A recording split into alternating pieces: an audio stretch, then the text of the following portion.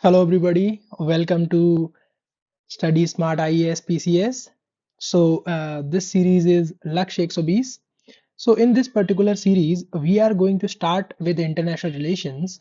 As you have also seen the strategy video for international relations, now we are going to read about institutions, places in news, and other important areas from international relations. In this video, we are going to cover institutions, and in the next video, we are going to cover the places in news, and in the last video we will cover other important areas which are important from newspapers and monthlies perspective. And in the last video itself we will also discuss the questions which appeared in the UPSC exam.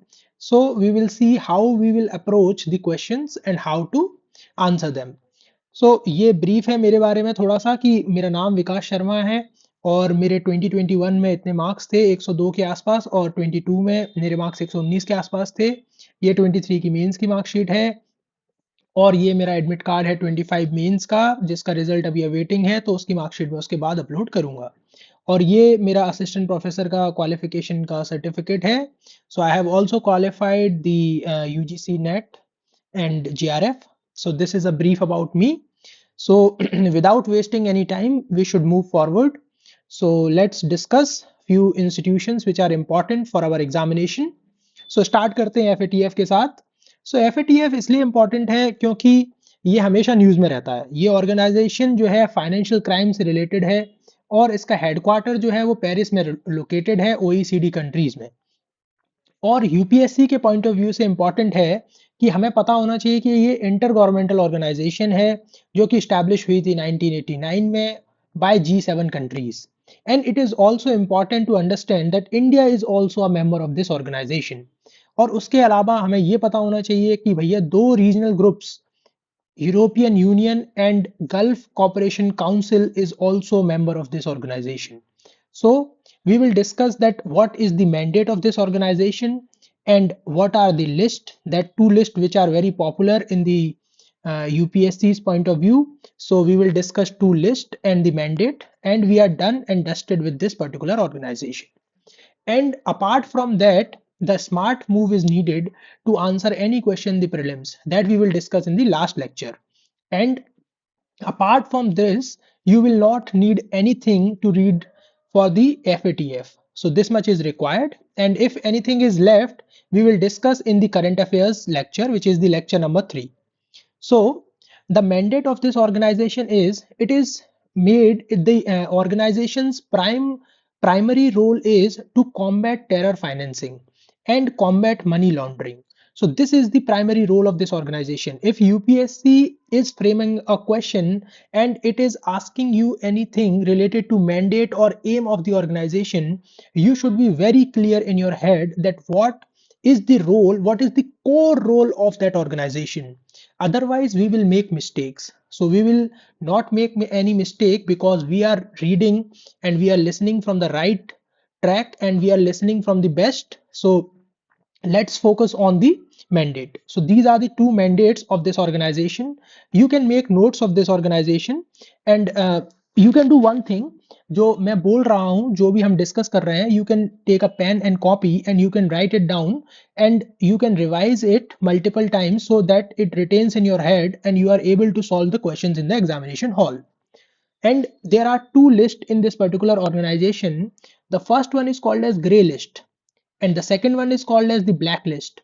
The official name of the gray list is, it is strengthened, I mean the organization's gray list is, it increases the monitoring of the actions. The FATF gives certain directions or certain recommendations to some countries whose financial system is prone or is weak when it comes to the financial crimes or money laundering or terror financing. So it gives certain directions or recommendations to be implemented by those countries. And some of the countries in grey list are UAE and South Africa. So these are the few countries which are in the grey list.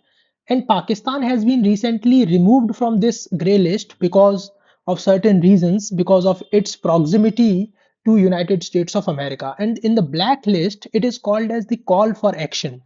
If action is not taken, as FATF gives certain directions, certain recommendations under the grey list, and if that recommendation is not implemented, then the same country is moved into the blacklist. And in this particular list, the cost of doing business increases due to sanctions. And the countries which are currently under the blacklist are Iran, North Korea, and Myanmar. Obviously these countries are enemies of the United States of America, so they are under this list. सो हमें बस इतना याद करना है इसमें, मैं मोटा मोटा बता देता हूँ कि क्या याद करना है इस FATF से, जिससे एग्जाम में क्वेश्चन सॉल्व हो जाएगा। एक शब्द ये याद रखना है कि combating terror financing, combating money laundering. एक चीज यह याद रखनी है कि दो लिस्ट होती है, ग्रे लिस्ट होती है, एक ब्लैक लिस्ट होती है। बस इतना याद रखना है। इसमें दो रीजनल ग्रुप्स हैं। अगर यूपीएससी आपको फंसाने के लिए पूछ सकती है कि रीजनल ग्रुप्स कौन से होते हैं, क्या होते हैं इसमें या नहीं होते हैं, तो ये पूछा जा सकता है। बस that's it, done and dusted. अगर थोड़ा एग्जाम्पल एक बार देख लो तो वो भी देख सकते हो। उसके अलावा सेकेंड ऑर्गेनाइजेशन है हमारी, एक सेकेंड, तो सेकेंड ऑर्गेनाइजेशन जो है वो हमारी, वो है इंटरनेशनल एटॉमिक एनर्जी एजेंसी, जो कि स्टैब्लिश हुई थी 1957 में, और ये रिपोर्ट करती है United Nations of general assembly and United nation security council को। और इसका हेडक्वार्टर जो है वो वियना में लोकेटेड है। और इसका मैंडेट जो है वो सिंपल है। इसको, पहली बात, इसको एटम्स फॉर पीस भी बोलते हैं, और इसको मेरे हिसाब से नोबेल पीस प्राइज भी मिल चुका है एक बार। ठीक है, तो इसके 171 मेंबर्स हैं। मैंडेट इंपॉर्टेंट है, किसी भी ऑर्गेनाइजेशन का मैंडेट इंपॉर्टेंट होता है, क्योंकि वो यूपीएससी किसी ना किसी स्टेटमेंट में पूछ लेता है, वो जो कि हमने देखा हुआ है यूपीएससी कैसे क्वेश्चंस को फ्रेम करता है। तो मैंडेट में हमें एक बार ये देखना है कि क्या मतलब है इसका। मतलब ये पीसफुल यूज ऑफ न्यूक को कैसे प्रमोट करता है।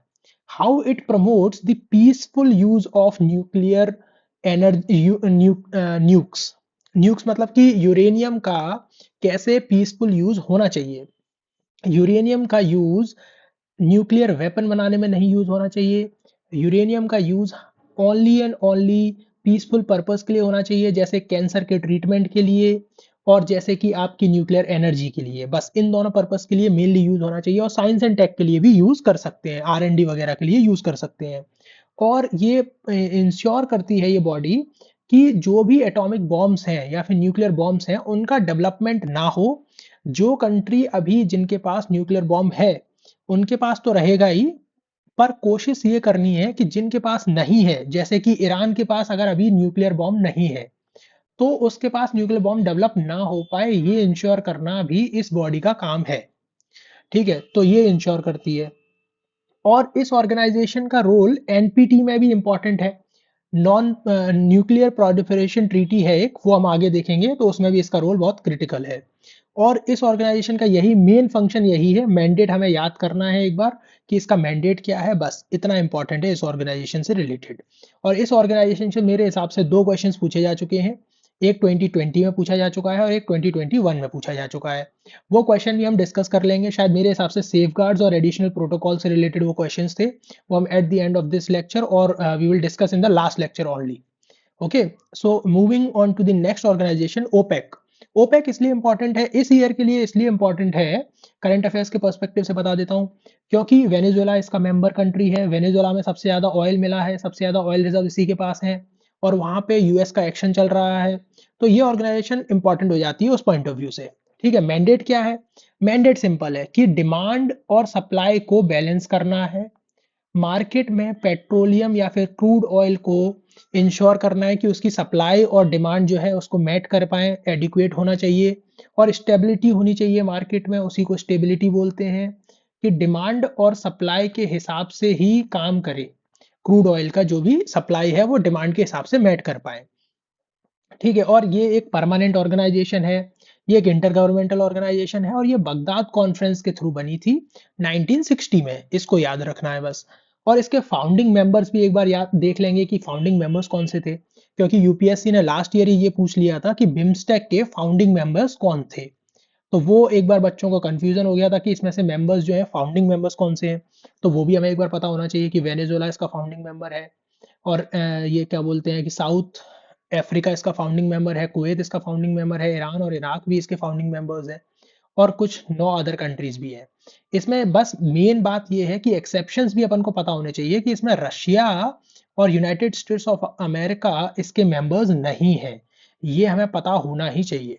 क्योंकि यूपीएससी एक ऐसा एक स्टेटमेंट उसमें डाल सकता है किसी भी क्वेश्चन में कि ओपेक कंट्री के मेंबर्स जो हैं, Russia is also a member of OPEC country, so that statement becomes wrong. Okay, so we will understand that also.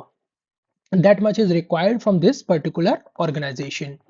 And the next organization which is important for our exam is AIIB, Asian Infrastructure and Investment Bank, which was built in 2016 and its headquarter is located in Beijing. I think this question was asked in 2022 and it was also in news in 2020, and I think it was also asked in 2020 also, or I think it was asked in 2019. तो ये PYQ में बहुत बार repeat हो चुकी है organisation, तो ये इसलिए हमारे लिए क्रिटिकल हो जाती है। तो इसके तीनों कंट्रीज मेंबर्स हैं RIC, तीनों इसकी कंट्रीज जो हैं वो मेंबर हैं, रशिया, इंडिया एंड चाइना, और ये मुझे लगता है कि ये सबसे लार्जेस्ट कंट्रीब्यूटर्स भी होंगे इसके। ठीक है, इसके अलावा हमें इसमें देखना है कि इसका मिशन क्या है। मतलब ये एक इकोनॉमिक ऑर्गेनाइजेशन है, तो इसका मिशन क्या होगा? इसका मिशन होगा कि जो भी सोशल और इकोनॉमिक इंडिकेटर्स हैं उनको इम्प्रूव करना एशिया में, यही इसका मैंडेट है। अब वो कैसे इम्प्रूव करना है? अब जैसे पॉवर्टी को अगर हम रिड्यूस करते हैं तो उससे अपना सोशल और इकोनॉमिक इंडिकेटर्स इंप्रूव होंगे, या फिर अगर हम इंफ्रा को डेवलप करते हैं, जैसे कि इस ऑर्गेनाइजेशन का नाम से ही पता चल रहा है कि एशिया में इंफ्रास्ट्रक्चर इन्वेस्टमेंट करना है इस बैंक को। इस तरीके से हम वर्ड को ब्रेक करके भी एग्जाम में इसको इंटरप्रेट कर सकते हैं। ठीक है, और ये इंफ्रा को बिल्ड करने की बात करता है एशिया पैसिफिक रीजन में। और मानने वाली बात यह है कि मतलब याद करने वाली बात यह है कि यूनाइटेड स्टेट्स ऑफ अमेरिका और Japan, USA and Japan are not the member of this particular organisation, while India is a member of this organisation. तो ये एक्सेप्शन भी याद रखने हैं कि पिछली बॉडी में मतलब ओपेक में रशिया और यूएसए दोनों मेंबर्स नहीं थे, और AIIB में जापान और यूएसए दोनों मेंबर्स नहीं है। ठीक है, अब नेक्स्ट ऑर्गेनाइजेशन हमारी आ रही है ADB, एशियन डेवलपमेंट बैंक, है ना। ये भी एक इंपॉर्टेंट इंस्टीट्यूशन है जो कि 1966 में बना था। इसके 67 के आसपास मेंबर्स हैं अभी। इसको रीजनल डेवलपमेंट बैंक भी बोलते हैं, और इसका हेडक्वार्टर जो है वो मनीला में है। मनीला जो कि कैपिटल है फिलीपींस की, वहां पर है। इसके एम्स क्या है? देखो, मेजर जो जितनी भी बैंक्स है ना, उनका एक ही एम या फिर एक ही टाइप के ऑब्जेक्टिव्स होते हैं कि उनको सोशल और इकोनॉमिक डेवलपमेंट को इंश्योर करना है, पॉवर्टी को रिड्यूस करना है, इंफ्रा को बढ़ाना है। ये सब काम होते हैं सारी बैंक्स के। पॉवर्टी रिड्यूस करनी है, ग्रोथ बढ़ानी है, सस्टेनेबिलिटी इंश्योर करनी है, और रीजनल इंटीग्रेशन करना है, और ट्रेड एंड डेवलपमेंट के लिए काम करना है। अब इसमें जो हाईएस्ट स्टेक्स हैं वो जापान और यूएसए के हैं, ये भी इसमें याद रखने वाली बात है। ठीक है, और India is also the member of this organisation. बस इतना याद रखना है, इतना ही पढ़ना है इन दोनों ऑर्गेनाइजेशन के बारे में, ज्यादा डीप में नहीं जाना है, ज्यादा डिटेल में नहीं पढ़ना है। इतने से हमारे क्वेश्चन सॉल्व हो जाएंगे एग्जाम में। इसके अलावा आपको ज्यादा पढ़ने की जरूरत नहीं है, वरना अगर आप बहुत ज्यादा पढ़ने जाएंगे ना तो इतना आप रिटेन नहीं कर पाएंगे। बस आप पेन पेपर ले लीजिए और बस जो मैं बोल रहा हूँ, जो आपको दिख रहा है सामने स्क्रीन पे, बस उसको लिखते जाइए, और एग्जाम से पहले उसको नोट कर लेना एक बार, और एक बार रिवाइज कर लेना, और मुझे लगता है कि आपका उससे क्वेश्चन सॉल्व हो जाएगा। ठीक है, अब नेक्स्ट ऑर्गेनाइजेशन जो है ये भी PYQ में आ रखी है, MTCR, missile technology control regime, missile tech control regime, जो कि 1987 में बनी थी, और India is also a member of this organisation. ये इंपॉर्टेंट होता है कि इंडिया किसी ऑर्गेनाइजेशन का मेंबर है या नहीं, ये बहुत क्रिटिकल होता है, क्योंकि एग्जाम में यूपीएससी कभी कभी क्वेश्चन में ऐसे स्टेटमेंट डाल देता है कि India is not the member, India is not the founding member. तो ये सब चीजें बहुत इंपॉर्टेंट होती हैं। हालांकि इंडिया इसमें लेटर मेंबर था, इंडिया इसमें फाउंडिंग मेंबर नहीं है। और इसका एम्स एंड ऑब्जेक्टिव क्या है? इसका एम्स एंड ऑब्जेक्टिव सिंपल है कि जो बैलिस्टिक मिसाइल्स होती हैं उनका स्प्रेड रोकना है, वो उनका प्रोलिफरेशन इसको रोकना है। It is to limit the spread of ballistic missiles and UAVs, है ना। तो इन दोनों चीजों को इसको रोकना है। अब इसमें मानने वाली बात ये है, मतलब इसमें एक्सेप्शन ये है कि China is not the member of this organization. That is very very critical, because China is not the member, because China is one of the important countries in the international relations nowadays, and China is not the member of this particular organization. Okay, so we will discuss another organization which is important for our examination, NSG. ये तो आपने काफी popular organisation है, ये आपने सुना होगा कि NSG एक ऑर्गेनाइजेशन है जो कि न्यूक्लियर सप्लायर्स ग्रुप भी बोलते हैं इसको। ये एक वॉलेंटरी ऑर्गेनाइजेशन है जो कि नॉन लीगली बाइंडिंग ग्रुप है, जिसको एक्सपोर्ट ग्रुप भी बोलते हैं। ठीक है, तो इसके ये क्लब है 48 नेशंस का, मतलब इसमें 48 मेंबर्स हैं और इसमें इंडिया मेंबर नहीं है। इसको नोट कर लेना है कि इंडिया इसका मेंबर नहीं है। India is not the member of this particular group. However, we are trying to become the member of this organization because India is a member of these two organizations like Wassenaar. India is member of the Wassenaar, and India is also member of Australia Group, and India is member of MTCR, as we have seen earlier in this particular lecture. So India should become the member of this organization, but for prelims, India is not the member of this organization. And see what this organization does. It is a suppliers group. It supplies uranium and other critical minerals which are important for nuclear energy and civilian or military use of the nukes. So it is important from that perspective. And it is important that all countries which are which are signatories of NPT, then only it becomes the member of the NSG. So India has not signed NPT, so that's why India is not the member of the NSG. And for becoming the member of NSG, it is important to have consensus of all the 48 members. It is also important, है ना। ये भी हमें याद रखना है कि भाई ये भी इंपॉर्टेंट है, क्योंकि कभी कभी यूपीएससी ये भी पूछ लेता है कि what is the process of making a member a country a member of a particular organization. तो इसके गोल क्या है? गोल्स तो सिंपल हैं इन ऑर्गेनाइजेशंस के, जो कि न्यूक्लियर एनर्जी से या फिर न्यूक से रिलेटेड है। उसके गोल सिंपल होते हैं। उसके गोल्स ये होते हैं कि भैया प्रोलिफरेशन नहीं होना चाहिए। जो भी वेपन्स बने हुए हैं या फिर न्यूक्लियर वेपन्स बने हुए हैं, उसमें एक होता है हैव्स एंड एक सेक्शन होता है हैव्स नॉट। तो जिन कंट्रीज के पास न्यूक्लियर वेपन्स नहीं है, उनके पास न्यूक्लियर वेपन्स नहीं होने चाहिए फ्यूचर में भी। ये इंश्योर करती हैं ये ऑर्गेनाइजेशंस। तो सबसे पहला काम तो ये हो गया। दूसरा काम हो गया कि न्यूक्लियर डिसआर्मामेंट के लिए भी काम करते हैं। जो कि न्यूक्लियर अभी है, जिसके पास न्यूक्लियर वॉरहेड्स हैं या फिर वेपन्स हैं, उसको इसका काम ये है कि उनको भी डिस्ट्रॉय करना चाहिए, क्योंकि पीस के लिए काम करना है हम लोगों को। और सिविलियन न्यूक्लियर डेवलपमेंट करना चाहिए। जो भी सिविलियन टेक्नोलॉजी है उस पर काम करना चाहिए। जैसे फ्यूजन की टेक्नोलॉजी है, फ्यूजन की टेक्नोलॉजी पे काम करना चाहिए हम लोगों को, क्योंकि फिजन में काफी डेवलपमेंट हो चुका है, तो फ्यूजन में काम करने की जरूरत है। यही चीज हम देखेंगे अपने लेक्चर में साइंस एंड टेक में, जब हम डिस्कस करेंगे। जब हम एनर्जी पे डिस्कशन होगा हमारा, तो हम देखेंगे उसमें कि फिजन में क्या होता है, फ्यूजन में क्या होता है, क्या डिफरेंस है दोनों में। तो वो हम उस टाइम पे डिस्कस कर लेंगे साइंस एंड टेक वाले लेक्चर में। ठीक है, और अगली नेक्स्ट ऑर्गेनाइजेशन है UN clause, united nation convention on the law of the sea. ये इस बार इंपॉर्टेंट है काफी ऑर्गेनाइजेशन, बिकॉज ये काफी न्यूज में थी इस बार। तो इसमें सिंपल ये याद रखना है कि यूएस ने इसको रेटिफाई नहीं कर रखा, चाइना भी इसको रेटिफाई नहीं किया हुआ है। और इसमें जो है कि इसमें कुछ ऑर्गेनाइजेशंस हैं जो कि बहुत इंपॉर्टेंट है ना। इसका मैंने आगे भी एक नोट बना रखा है, उसमें हम काफी डिटेल में डिस्कस कर लेंगे कि एक जो है हमारा जो है मीन सी लेवल से कितना जो है इकोनॉमिक एक्सक्लूसिव इकोनॉमिक जोन कितना होता है, और बाकी चीजें जो है मैंने आगे वाले उसमें स्लाइड में डिस्कस की हुई हैं। तो वो हम उसमें डिस्कस कर लेंगे। बाकी इसमें अभी ये देख लेते हैं कि इसके अंदर ऑर्गेनाइजेशंस कौन सी हैं। तो कॉन्टिनेंटल सेल्फ एक करके जो है ये डिफाइन करता है। और सी बेड मिनरल एक्सप्लोरेशन के लिए इसमें ये एक ऑर्गेनाइजेशन है ISBA, जो कि इससे रिलेटेड है। जो यूपीएससी ने शायद मेरे हिसाब से 23 में पूछा हुआ है इसको, और या 2021 में शायद पूछा हुआ है। ये PYQ भी है और DRT भी है इसके अंदर, और ये सारी चीजें हैं।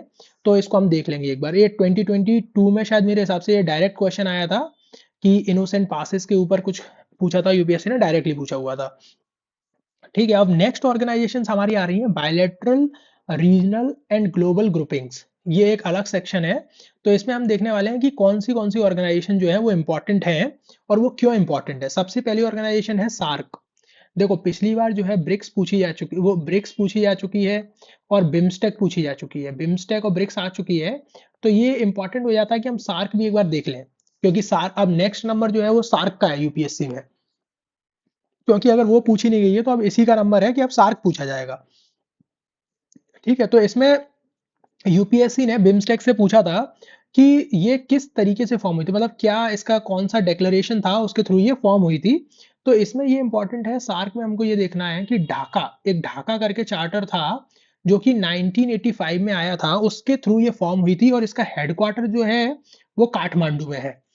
ठीक है, और ये आइडिया किसका था, ये फाउंडर है बांग्लादेश के। I am not able to pronounce the name correctly and I think the spelling is not correct, so you should read it, and I will share that the spelling and the name is not correct, and the founder of the Bangladesh was the he was the key figure in this particular organization। तो objectives क्या है इसके, objective है कि regional cooperation को promote करना है, regional integration को प्रमोट करना है, मल्टीलेटरलिज्म को प्रमोट करना है, ट्रेड एंड बायलैटरल इश्यूज को सॉर्ट आउट करना है, ये सब काम है इसके।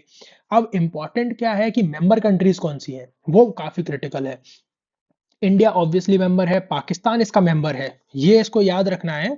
देखो बिम्स्टेक और सार्क में यही डिफरेंस है कि पाकिस्तान इसका मेंबर है और पाकिस्तान बिम्स्टेक का मेंबर नहीं है, ये की डिफरेंस है।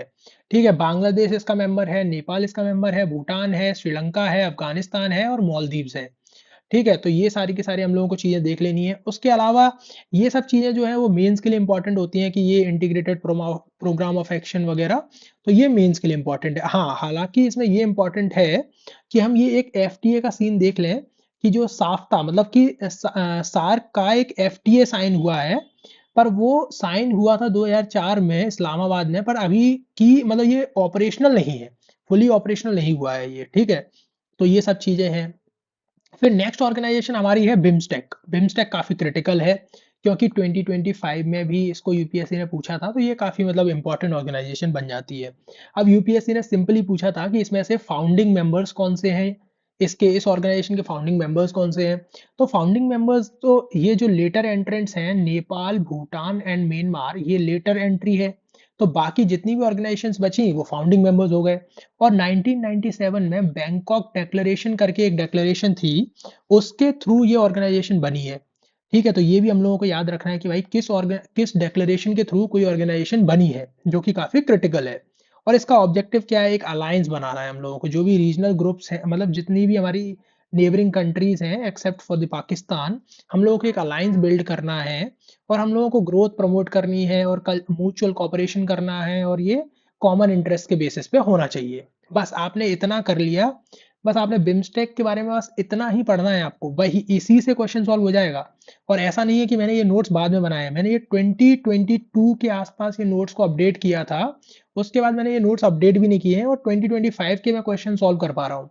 और जो भी कुछ एक्स्ट्रा चीजें होंगी, जो भी करंट में होंगी जो चीजें, उसको हम लास्ट वाले लेक्चर में एक बार देख लेंगे कि आईआर में इस बार करंट में कौन सी चीजें इंपॉर्टेंट थी, उसमें कोई इशू नहीं है। ठीक है, और नेक्स्ट ऑर्गेनाइजेशन जो है वो अपनी आ रही है आशियान। तो आशियान ऑर्गेनाइजेशन जो है वो क्यों इंपॉर्टेंट है, अब उसमें क्या क्या हमें पढ़ना है वो एक बार देख लेते हैं। ठीक है, तो आशियान में सबसे पहले तो हमको ये देखना है कि इसमें फाउंडिंग मेंबर्स कौन से हैं। फाउंडिंग मेंबर्स का मैंने सिनोनिम बनाया था सिंपथी के नाम से, और इससे मैंने याद किया था इसको कि इसके फाउंडिंग मेंबर्स हैं जो है आपके सिंगापुर, और आपका इंडोनेशिया, आपका मलेशिया, और आपका फिलीपींस, और आपका थाईलैंड। सिंपैथी के नाम से मैंने इसका जो है एक सिनोनिम, वो क्या बोलते हैं उसको, निमोनिक बनाया था, उससे मैंने इसको याद किया था। ठीक है, और इसके जो और मेंबर्स हैं वो है Cambodia, Myanmar, Bruny, Vietnam and लाओ, है ना, ये इसके अदर मेंबर्स हैं। तो इसके शायद 10 मेंबर्स के आसपास इसके मेंबर्स हैं आसियान के। ठीक है, और ये बैंकॉक डेक्लेरेशन के थ्रू बनी थी 1967 में। और इसका एम्स एंड ऑब्जेक्टिव क्या है, ये एक इंटर गवर्नमेंटल कॉपरेशन को प्रमोट करती है, और ये पीस एंड सिक्योरिटी को इंश्योर करती है, और इसमें military, polity, cultural and social and economic cooperation को प्रमोट करती है ये। ठीक है, और आसियान एक सिंगल मार्केट भी है, वो हम इकोनॉमी के लेक्चर में समझेंगे कि सिंगल मार्केट कौन सी होती है, इकोनॉमिक मार्केट कौन सी होती है, और एफटीएस, पीटीए, और इनमें क्या डिफरेंस होता है। ठीक है, ये सब हम लोग इकोनॉमी के लेक्चर में एक बार देख लेंगे। ठीक है, और जो है कि इसमें ऑर्गेनाइजेशन में, अच्छा ये इंपॉर्टेंट है, ये जो डायग्राम आपको दिख रहा है ना, ये प्रीलिम्स के लिए काफी इंपॉर्टेंट है। क्यों? क्योंकि इसमें देखो आसियान है, आसियान और ये जो तीन कंट्रीज हैं, Japan, China and south Korea, इनके बीच में पहले से ही एफटीए था। ठीक है, फिर बाद में एक ग्रुप बना कि आसियान +6, A+6, जिसमें China, Japan, south Korea, India, Australia, New Zealand थे। इसको आरसेप भी बोलते थे, रीजनल कॉम्प्रिहेंसिव इकोनॉमिक पार्टनरशिप, इसको आरसेप बोला जाता था। जिससे इंडिया ने बाद में बैकआउट कर लिया। इंडिया ने कुछ इश्यूज थे इंडिया में, कुछ इंडस्ट्रीज जैसे डेयरी इंडस्ट्रीज थी, उनसे कुछ अपोजिशन आ रहा था, इसलिए हमने इस ग्रुप का पार्ट नहीं बने, क्योंकि ये एक बड़ा जो है एफटीए था, जिससे हमने बैकआउट कर लिया था। कुछ टाइम हमारे इसमें डिस्कशंस चल रहे थे और हमारी नेगोशिएशन चल रही थी, तो वो फेल हो गई थी, तो इसलिए इंडिया ने इससे बैकआउट कर लिया था। तो अदरवाइज आरसेप का पार्ट इंडिया था, पर बाद में इंडिया ने बैकआउट कर लिया था। ठीक है, और इसमें एक ये है ईस्ट एशिया समिट। अब ईस्ट एशिया समिट क्या है, ये भी पूछ सकता है यूपीएससी की, ईस्ट एशिया समिट क्या है और इसमें कितने मेंबर्स हैं। तो इसमें याद रखना है कि आसियान +6 +2, क्योंकि अब देखो टू इंपॉर्टेंट कंट्रीज जो हैं वर्ल्ड की, रशिया एंड यूएसए, ये बच रही हैं केवल इस ग्रुप से, तो वो भी इसको इंक्लूड कर लेता है, तो इसको ईस्ट एशिया समिट बोल देते हैं।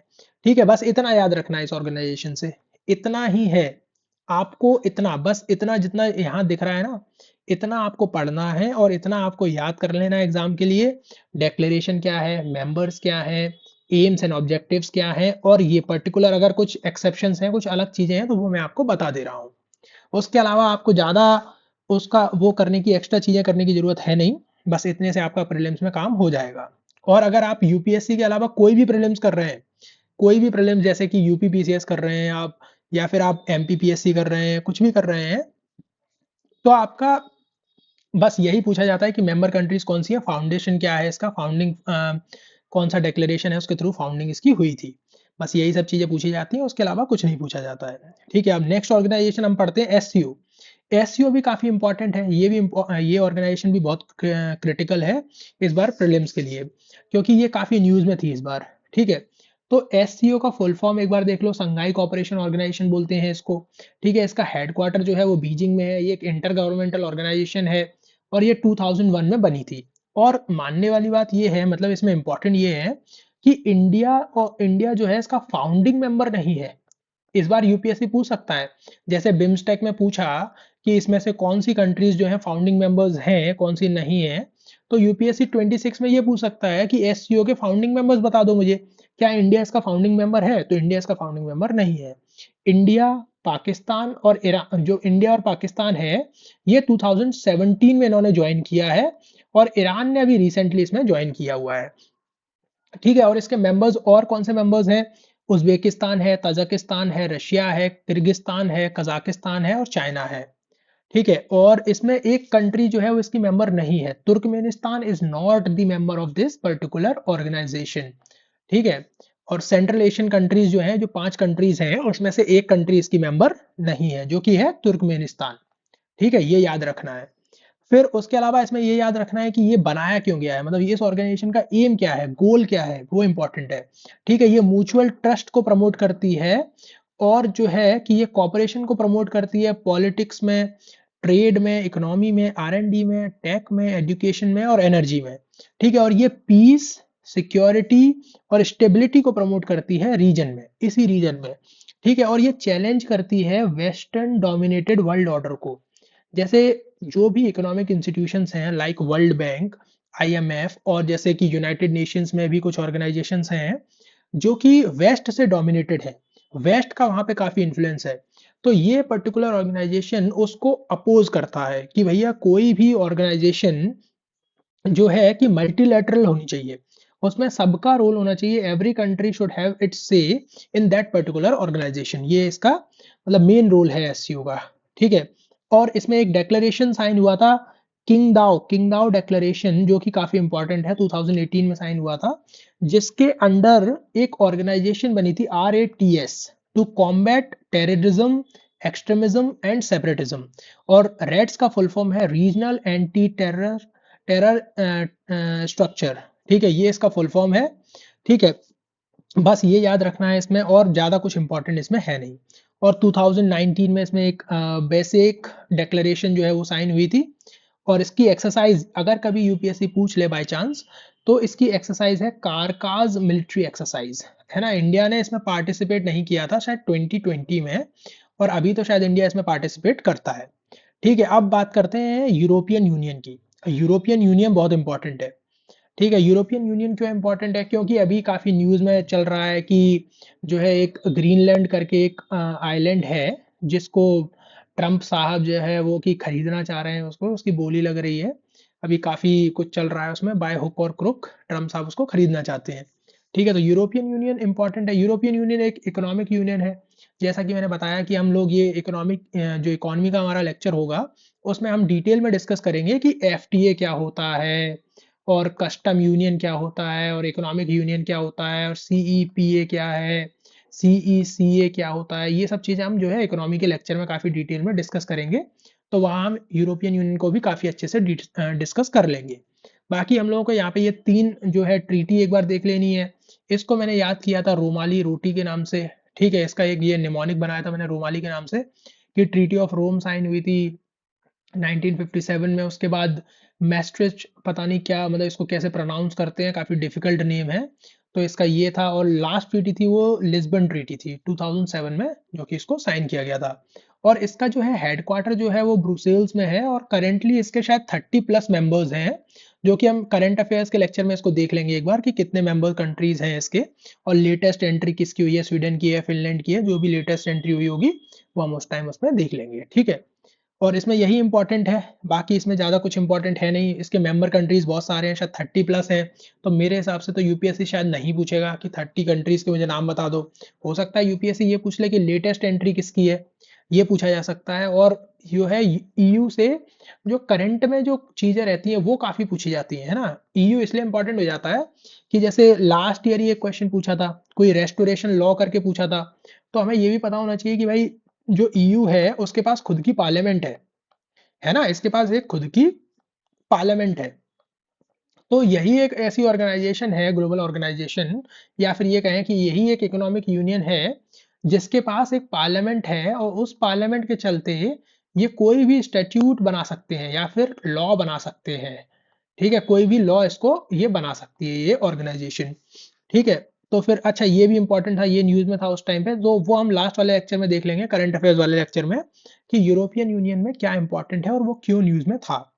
ठीक है, और इसके जो है और कुछ अच्छा नेक्स्ट ऑर्गेनाइजेशन नेम है। नेम अब देखो पूछी नहीं जा रही है, काफी टाइम से इससे क्वेश्चन नहीं आ रहा है। तो मतलब इसका बेसिक एक बार देख लेंगे कि ये 1955 में बनी थी, और 1961 में बेलग्रेड में फर्स्ट कॉन्फ्रेंस इसकी हुई थी, और 2 साल में इसकी कॉन्फ्रेंस होती है। ठीक है, 10 प्रिंसिपल्स हैं इसके। ये सब चीजें बेसिक चीजें हैं, इतना इंपॉर्टेंट नहीं है क्योंकि ये पूछा नहीं जाता है। अब ये काफी इंपॉर्टेंट ऑर्गेनाइजेशन हो जाती है वर्ल्ड बैंक, काफी क्रिटिकल है और काफी इंपॉर्टेंट ऑर्गेनाइजेशन है। हर साल मतलब ऑल्टरनेट ईयर्स में तो इससे क्वेश्चन आ ही जाता है। ठीक है, 2023 में पूछ लिया था यूपीएससी ने, फिर 25 में पूछ लिया यूपीएससी ने, शायद 26 में भी पूछ लिया यूपीएससी। तो हम लोग इसको मिस नहीं कर सकते। इसका गोल क्या है, बनाया क्यों गया था? क्योंकि देखो वर्ल्ड वॉर के बाद 1939 से 1944 तक वर्ल्ड वॉर चली है, वर्ल्ड वॉर टू चली है। ठीक है, इसके बाद क्या है, यूरोप में बहुत ज्यादा डिस्ट्रक्शन हो गया था। तो उसको इमीडिएटली रिकंस्ट्रक्ट करने के लिए ये ऑर्गेनाइजेशन बनी थी, वर्ल्ड बैंक ग्रुप बना था। इसमें 5 ऑर्गेनाइजेशन आती हैं। ये ग्रुप है जिसमें कि 5 ऑर्गेनाइजेशन आती हैं। ये 5 ऑर्गेनाइजेशन जो है आपके सामने लिखी हुई है, ये 5 ऑर्गेनाइजेशन इसमें आती हैं। और एक ब्रिटेन वुड्स कॉन्फ्रेंस करके हुई थी जुलाई 24 1944 में, उसके अंडर ये वर्ल्ड बैंक और आईएमएफ दोनों इंस्टीट्यूशन को इस्टेब्लिश किया गया था। तो बेसिकली हमको समझना ये है, याद करने वाली चीज ये है कि इंटरनेशनल फाइनेंस कॉरपोरेशन जो है वो इसका एक पार्ट है। ठीक है, और ये क्या करता है, ये रिसोर्सेज प्रोवाइड करता है प्राइवेट सेक्टर को इंफ्रा इंफ्रा के डेवलपमेंट के लिए। बस ये इसमें देख लेना है, इस ऑर्गेनाइजेशन का पार्ट है ये वर्ल्ड बैंक। ठीक है, और दूसरी ऑर्गेनाइजेशन है मीगा। मीगा मतलब मल्टीलेटरल इन्वेस्टमेंट गारंटी एजेंसी। ठीक है, जो कि एफडीआई के केयर के लिए बनी हुई है, और इंडिया 1994 में इसका मेंबर बन गया था। अब ये क्या करता है, ये इंश्योर करता है कि एफडीआई जो भी है जैसे कि अगर कोई भी आपकी एमएनसी है, इंडिया में अगर उसने इन्वेस्ट किया है, तो उसके इन्वेस्टमेंट को प्रोटेक्ट करने का काम ये ऑर्गेनाइजेशन करेगी। फॉर एग्जाम्पल अगर जैसे बेंगलोर में एक दिन मतलब शायद मेरे हिसाब से कुछ टाइम पहले कोई मैकडी के स्टोर में अटैक हो गया था, है ना, मॉब ने अटैक कर दिया था, तो वहां पे प्रॉपर्टी का डिस्ट्रक्शन हो गया था, तो उनको काफी लॉस हुआ था। तो उसको इंश्योर किया था, उसको प्रोटेक्ट करती है ये पर्टिकुलर ऑर्गेनाइजेशन। ठीक है, अब ये है एक ये ऑर्गेनाइजेशन है जिसका इंडिया मेंबर नहीं है, ICSID, international centre for settlement of disputes. India इस पर्टिकुलर ऑर्गेनाइजेशन का मेंबर नहीं है, क्योंकि इंडिया जो है सेटलमेंट के लिए खुद के रूल्स एंड रेगुलेशंस पे बिलीव करता है, इंडिया इसका मेंबर नहीं है। जो भी इन्वेस्टमेंट से रिलेटेड डिस्प्यूट्स होंगे वो इस पर्टिकुलर ऑर्गेनाइजेशन में ही सेटल होते हैं। ठीक है, और अगली जो मेंबर कंट्री है इस ऑर्गेनाइजेशन की, वो है आईबीआरडी, यही 2025 में पूछा गया था। ठीक है, international bank for reconstruction and development, इसको देख लेना एक बार, है ना। इन दोनों ऑर्गेनाइजेशन में ये डिफरेंस है, की डिफरेंस ये है कि इंटरनेशनल डेवलपमेंट एसोसिएशन जो है वो आपका फंडिंग करती है पुअर कंट्रीज की, या कि यूं कहूं कि डेवलपिंग कंट्रीज की फंडिंग जो है वो करती है आपकी इंटरनेशनल डेवलपमेंट एसोसिएशन। और जो आपकी बैंक है, जो बैंक शब्द जो है, जो बैंक वर्ड है, वो वेस्ट से रिलेटेड है। वो वेस्ट में जो भी मिडिल इनकम कंट्रीज हैं या फिर क्रेडिट वर्दी कंट्रीज हैं, उनको फंड और फाइनेंस करने का काम करती है international bank for reconstruction and development. ठीक है, फिर अब यही बस इतना इंपॉर्टेंट है वर्ल्ड बैंक में कि 5 ऑर्गेनाइजेशन इसकी हमें पता हो, और उन 5 ऑर्गेनाइजेशंस का मैंडेट क्या है वो पता होना चाहिए, और इसके अलावा इंडिया किस ऑर्गेनाइजेशन का मेंबर नहीं है ये पता होना चाहिए। बस we are done and dusted with this World Bank. ठीक है, और आगे इसमें देख लेते हैं कि मतलब ये, हाँ, कुछ कुछ मतलब कुछ इंडेक्स हैं जो कि कुछ पर्टिकुलर ऑर्गेनाइजेशंस जो है उसको रिलीज करती हैं, वो हम लास्ट वाले लेक्चर में देखेंगे कि कौन से इंडेक्स हैं वो किस ऑर्गेनाइजेशन से रिलेटेड है। सो हमारी नेक्स्ट ऑर्गेनाइजेशन होने वाली है आईएमएफ, जो कि बहुत इंपॉर्टेंट है इस ईयर के प्रीलिम्स के लिए, और इसका फुल फॉर्म है इंटरनेशनल मॉनेटरी फंड। ठीक है, ये भी ब्रिटेन वुड्स कॉन्फ्रेंस जो हुई थी 1944 में, उसी से ओरिजिनेट हुई है। 189 कंट्रीज इसकी मेंबर हैं। ठीक है, और इसका जो है मैंडेट देख लेते हैं एक बार कि ये बनी क्यों है, why it is important to read the significance of this particular organization is important because of its functions, ठीक है, and its roles and what this particular organization does in the international relations. So तो इसका काम mainly जो काम है इसका वो है बीओपी से एंड एक्सचेंज रिलेटेड जो भी क्राइसिस होती हैं उनके सॉल्यूशंस को प्रोवाइड करना। मेन काम यही है। एक्चुअल अगर कोई क्राइसिस है या फिर कोई पोटेंशियल क्राइसिस है, फॉर एग्जांपल श्रीलंका में रिसेंटली एक बीओपी क्राइसिस आ गई थी। बीओपी क्राइसिस का मतलब ये होता है बैलेंस ऑफ पेमेंट क्राइसिस, जब आपके पास फॉरेक्स रिजर्व्स नहीं होते हैं अपने इंपोर्ट्स को पे करने के लिए, तो उस क्राइसिस को बोलते हैं बीओपी क्राइसिस। अदरवाइज हम लोग ये जो बीओपी क्राइसिस है या फिर एक्सचेंज रेट है, ये सब जो है इकोनॉमी के लेक्चर में काफ़ी डिटेल में देखेंगे। जो भी हमारा इकोनॉमी का लेक्चर होगा उसमें हम डिटेल में देखेंगे, क्योंकि ये सीरीज़ हमारी काफ़ी लंबी चलने वाली है। ऐसा जैसा आपको पता है कि ये सीरीज जो है हमारी मार्च तक चलेगी, तो इसमें सारे जो है सब्जेक्ट हम लोग कवर करने वाले हैं, तो उसमें इकोनॉमी में उसका पार्ट होगा। तो उसमें हम लोग देखेंगे अच्छे से कि बीओपी क्या होता है, एक्सचेंज रेट क्या है, तो क्राइसिस कैसे होती है, क्राइसिस कैसे नहीं होती है, और उसका सोल्यूशन क्या होता है। ठीक है, तो बीओपी क्राइसिस को और एक्सचेंज रेट रिलेटेड क्राइसिस को सॉल्यूशन प्रोवाइड करने का काम जो है वो आईएमएफ करती है। ठीक है, और जो पाकिस्तान का रिसेंटली 1 बिलियन या फिर शायद मेरे हिसाब से 1 पॉइंट कुछ बिलियन डॉलर्स का जो बेल आउट पैकेज जो है रिलीज हुआ था, वो आईएमएफ से ही हुआ था। तो मेन काम उसका यही है, और ये ओवरसी करती है global monetary and financial conditions को। जैसे जो रोल किसी भी कंट्री में किसी कंट्री का सेंट्रल बैंक का होता है, जैसे कि आरबीआई का है, वही वर्ल्ड लेवल पे काम करता है आईएमएफ। ठीक है, अब इसमें ये देख लेते हैं कि इसका जो रोल है, मतलब वो 3 चीज़ों का रोल है इसका। एक तो ये सर्विलेंस प्रोवाइड करती है, ये देखती है ऑर्गेनाइजेशन कि कोई कंट्री बीओपी क्राइसिस से गुजर तो नहीं रही है। मतलब कोई भी कंट्री बीओपी क्राइसिस फेस तो नहीं कर रही है अभी, या फिर पोटेंशियल तो नहीं है उसका, ये काम है इसका। फिर इसका काम है टेक्निकल असिस्टेंस प्रोवाइड करने का। अगर कोई कंट्री इससे एडवाइस लेती है फाइनेंशियल या फिर मॉनेटरी टर्म्स पे या फिर मॉनेटरी लेवल्स पे, तो उसमें ये एडवाइस प्रोवाइड करती है और इंस्टीट्यूशनल डेवलपमेंट का काम करती है। तीसरा इसका रोल है कि ये लैंडिंग प्रोवाइड करती है, ये फंड्स देती है। तो दो टाइप के फंड्स जो हैं वो आईएमएफ प्रोवाइड करती है, एक तो होते हैं कंसेशनल फंड्स, एक होते हैं नॉन कंसेशनल फंड्स। ठीक है, जो कंसेशनल फंड्स हैं आपके वो इतने इंपॉर्टेंट नहीं है, नॉन कंसेशनल जो फंड्स हैं आपके वो काफी क्रिटिकल है। ठीक है, तो इसमें कुछ वेराइटीज होती हैं जो कि यूपीएससी डायरेक्टली पूछ लेता है। इन नाम को यूपीएससी जो है rapid financial instrument, stand by arrangement, flexible credit line, precautionary liquidity line और एक्सटेंडेड फंड फैसिलिटी, ये यूपीएससी ने डायरेक्टली पूछा हुआ है अपने 2022 के प्रीलिम्स में। ठीक है, तो ये इंपॉर्टेंट है, ये बॉक्स बहुत इंपॉर्टेंट है, इसको याद कर लेना, इसको कहीं नोट कर लेना कि जो आईएमएफ है वो फंडिंग किस तरीके से प्रोवाइड करता है। इसका मतलब जो है, अब जैसे अब इतना इम्पोर्टेंट है नहीं, ये यूपीएससी इतना डिटेल में पूछेगा नहीं, पर फिर भी मैं आपको बता देता हूँ कि अगर जैसे जो रैपिड फाइनेंशियल इंस्ट्रूमेंट है उसमें इमीडिएटली आपको मिनिमम कंडीशन के साथ फंड्स प्रोवाइड कर दिए जाते हैं। ठीक है, अब जो स्टैंड बाय अरेंजमेंट है उसमें आपकी अगर बीओपी क्राइसिस से आप गुजर रहे हैं, if you are facing a BOP crisis situation, then you have to comply with the Washington consensus, which is explained here. I will explain that in a while. And so you will be provided an standby arrangement.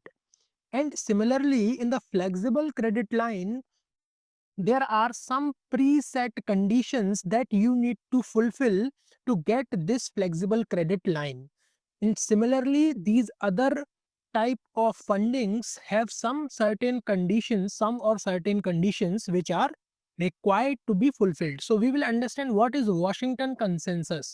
ठीक है, तो Washington consensus का मतलब ये है कि आपको सीधी बात ये है कि अगर आप लोन ले रहे हो तो आपको हमारी कंडीशंस को जो है सेटिस्फाई करना पड़ेगा।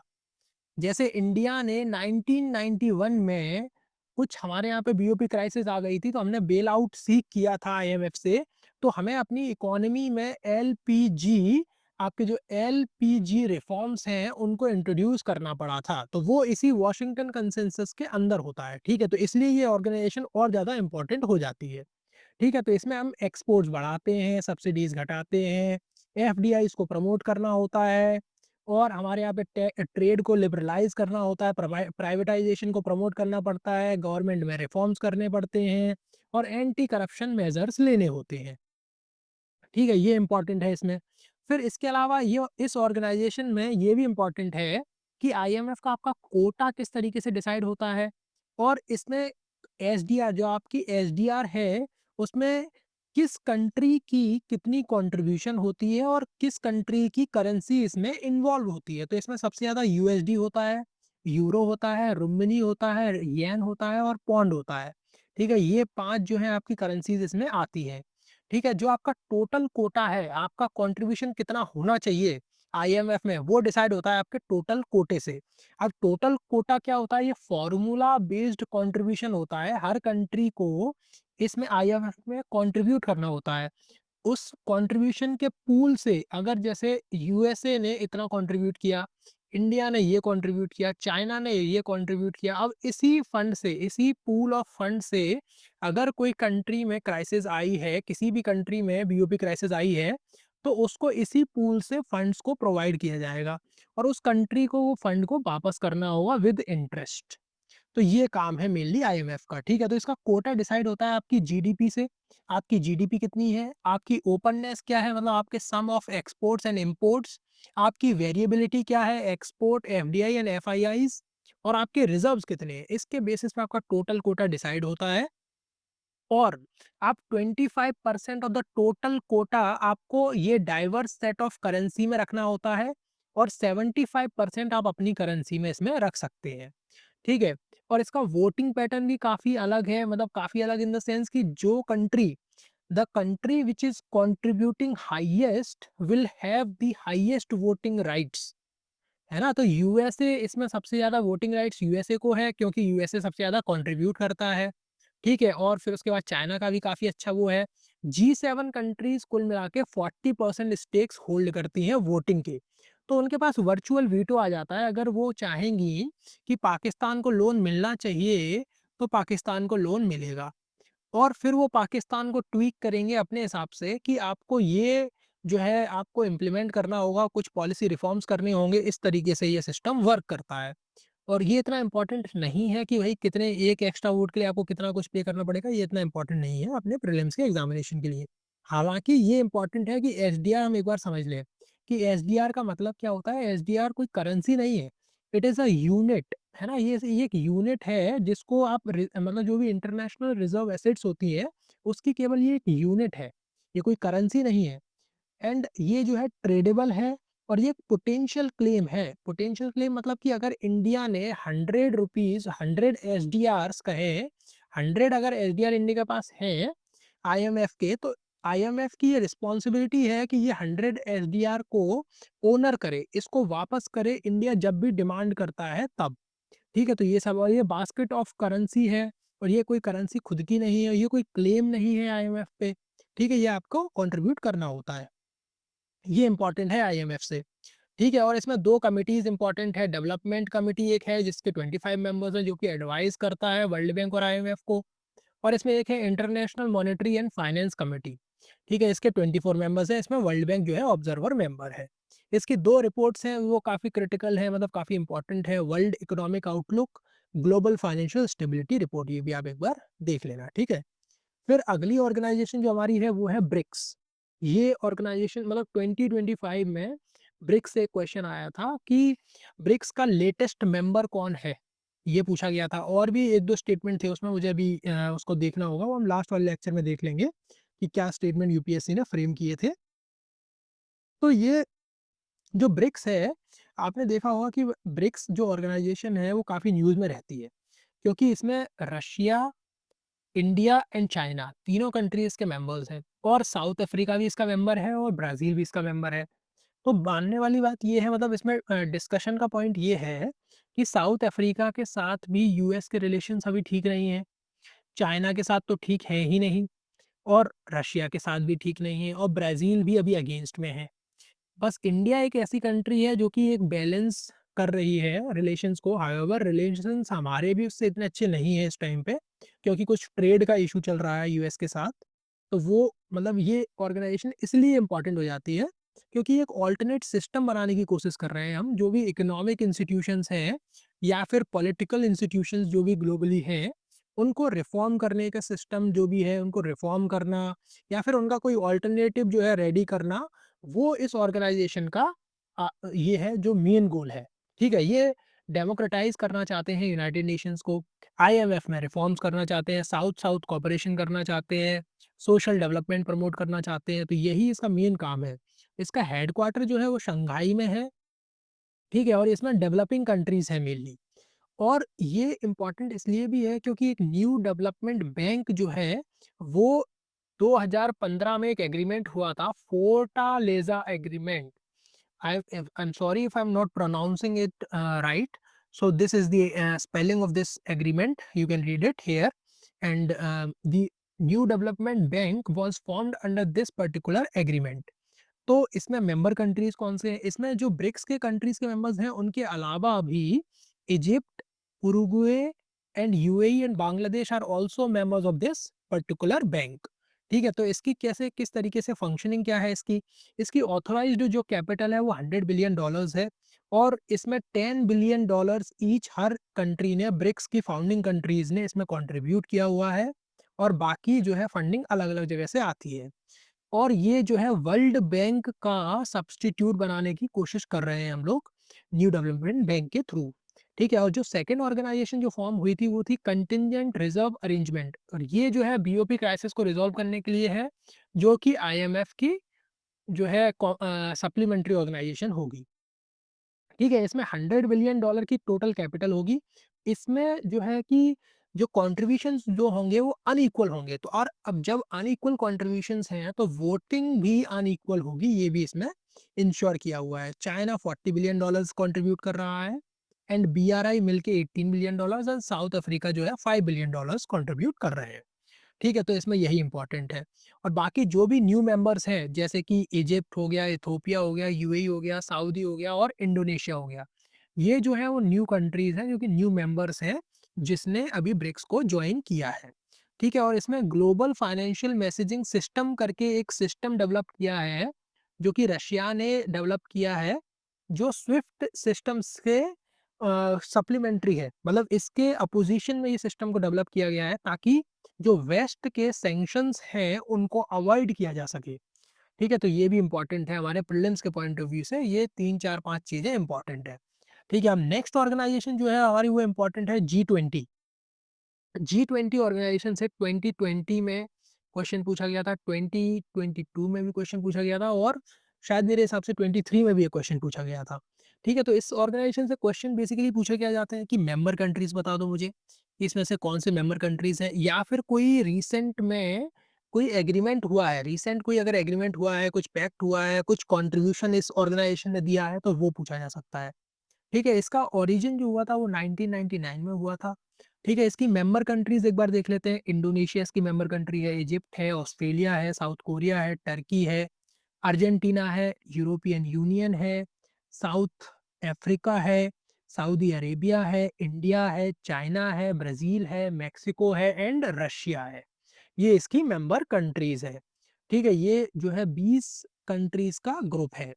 ठीक है, अब इसमें जो है मेनली इसका काम क्या है कि गवर्नर्स जो होते हैं आरबीआई, मतलब गवर्नर्स जो भी होते हैं फाइनेंशियल इंस्टीट्यूशंस के, सेंट्रल बैंक के, उनका एंड फाइनेंस मिनिस्टर्स का ये मीट होता था, है ना। तो इसका काम क्या था कि जो भी ग्लोबल इकोनॉमिक इश्यूज हैं उनको सॉल्व करना, उनको रिजॉल्व करना टाइमली, ताकि वो इश्यूज बड़े ना हो जाए। ठीक है, जो भी हमारी फाइनेंशियल मार्केट है, ट्रेड एंड डेवलपमेंट है, उसका ध्यान रखना, उसको वर्ल्ड की इकोनॉमी का ध्यान रखना, ये सब इसका काम हुआ करता था। ठीक है, अब G7 कंट्रीज क्या है? पहले, सबसे पहले जो थी वो G7 कंट्रीज ही थी। पर 1999 में जब एशियन क्राइसिस आई, उसके बाद जो है G20 का डेवलपमेंट हुआ था। ठीक है, G7 कंट्रीज जो है, G7 कंट्रीज में 1970s में G7 बना था, ग्रुप ऑफ 7 कंट्रीज, जो कि ऑयल क्राइसिस के बना था। ऑयल क्राइसिस के बाद बना था, जिसको मतलब इसका मेन एम जो था वो एनर्जी क्राइसिस को रिजॉल्व करना था। एनर्जी के जो प्राइसेस थे वो बहुत तेजी से बढ़ रहे थे उस टाइम पे, ड्यू टू शायद इराक वॉर जो हुई थी उसके चक्कर में एनर्जी के प्राइसेस जो थे वो स्काई रॉकेटिंग, मतलब बहुत तेजी से बढ़ रहे थे। तो उसको रिजॉल्व करने का काम था इसका। ठीक है, अब इसमें मेंबर कंट्रीज कौन से हैं? इंडिया, मानने वाली बात ये है कि इसमें इंडिया जो है मेंबर नहीं है। India is not the member of this particular group, G7. However, India is invited in all of the recent summits that were held under the group of 7 countries.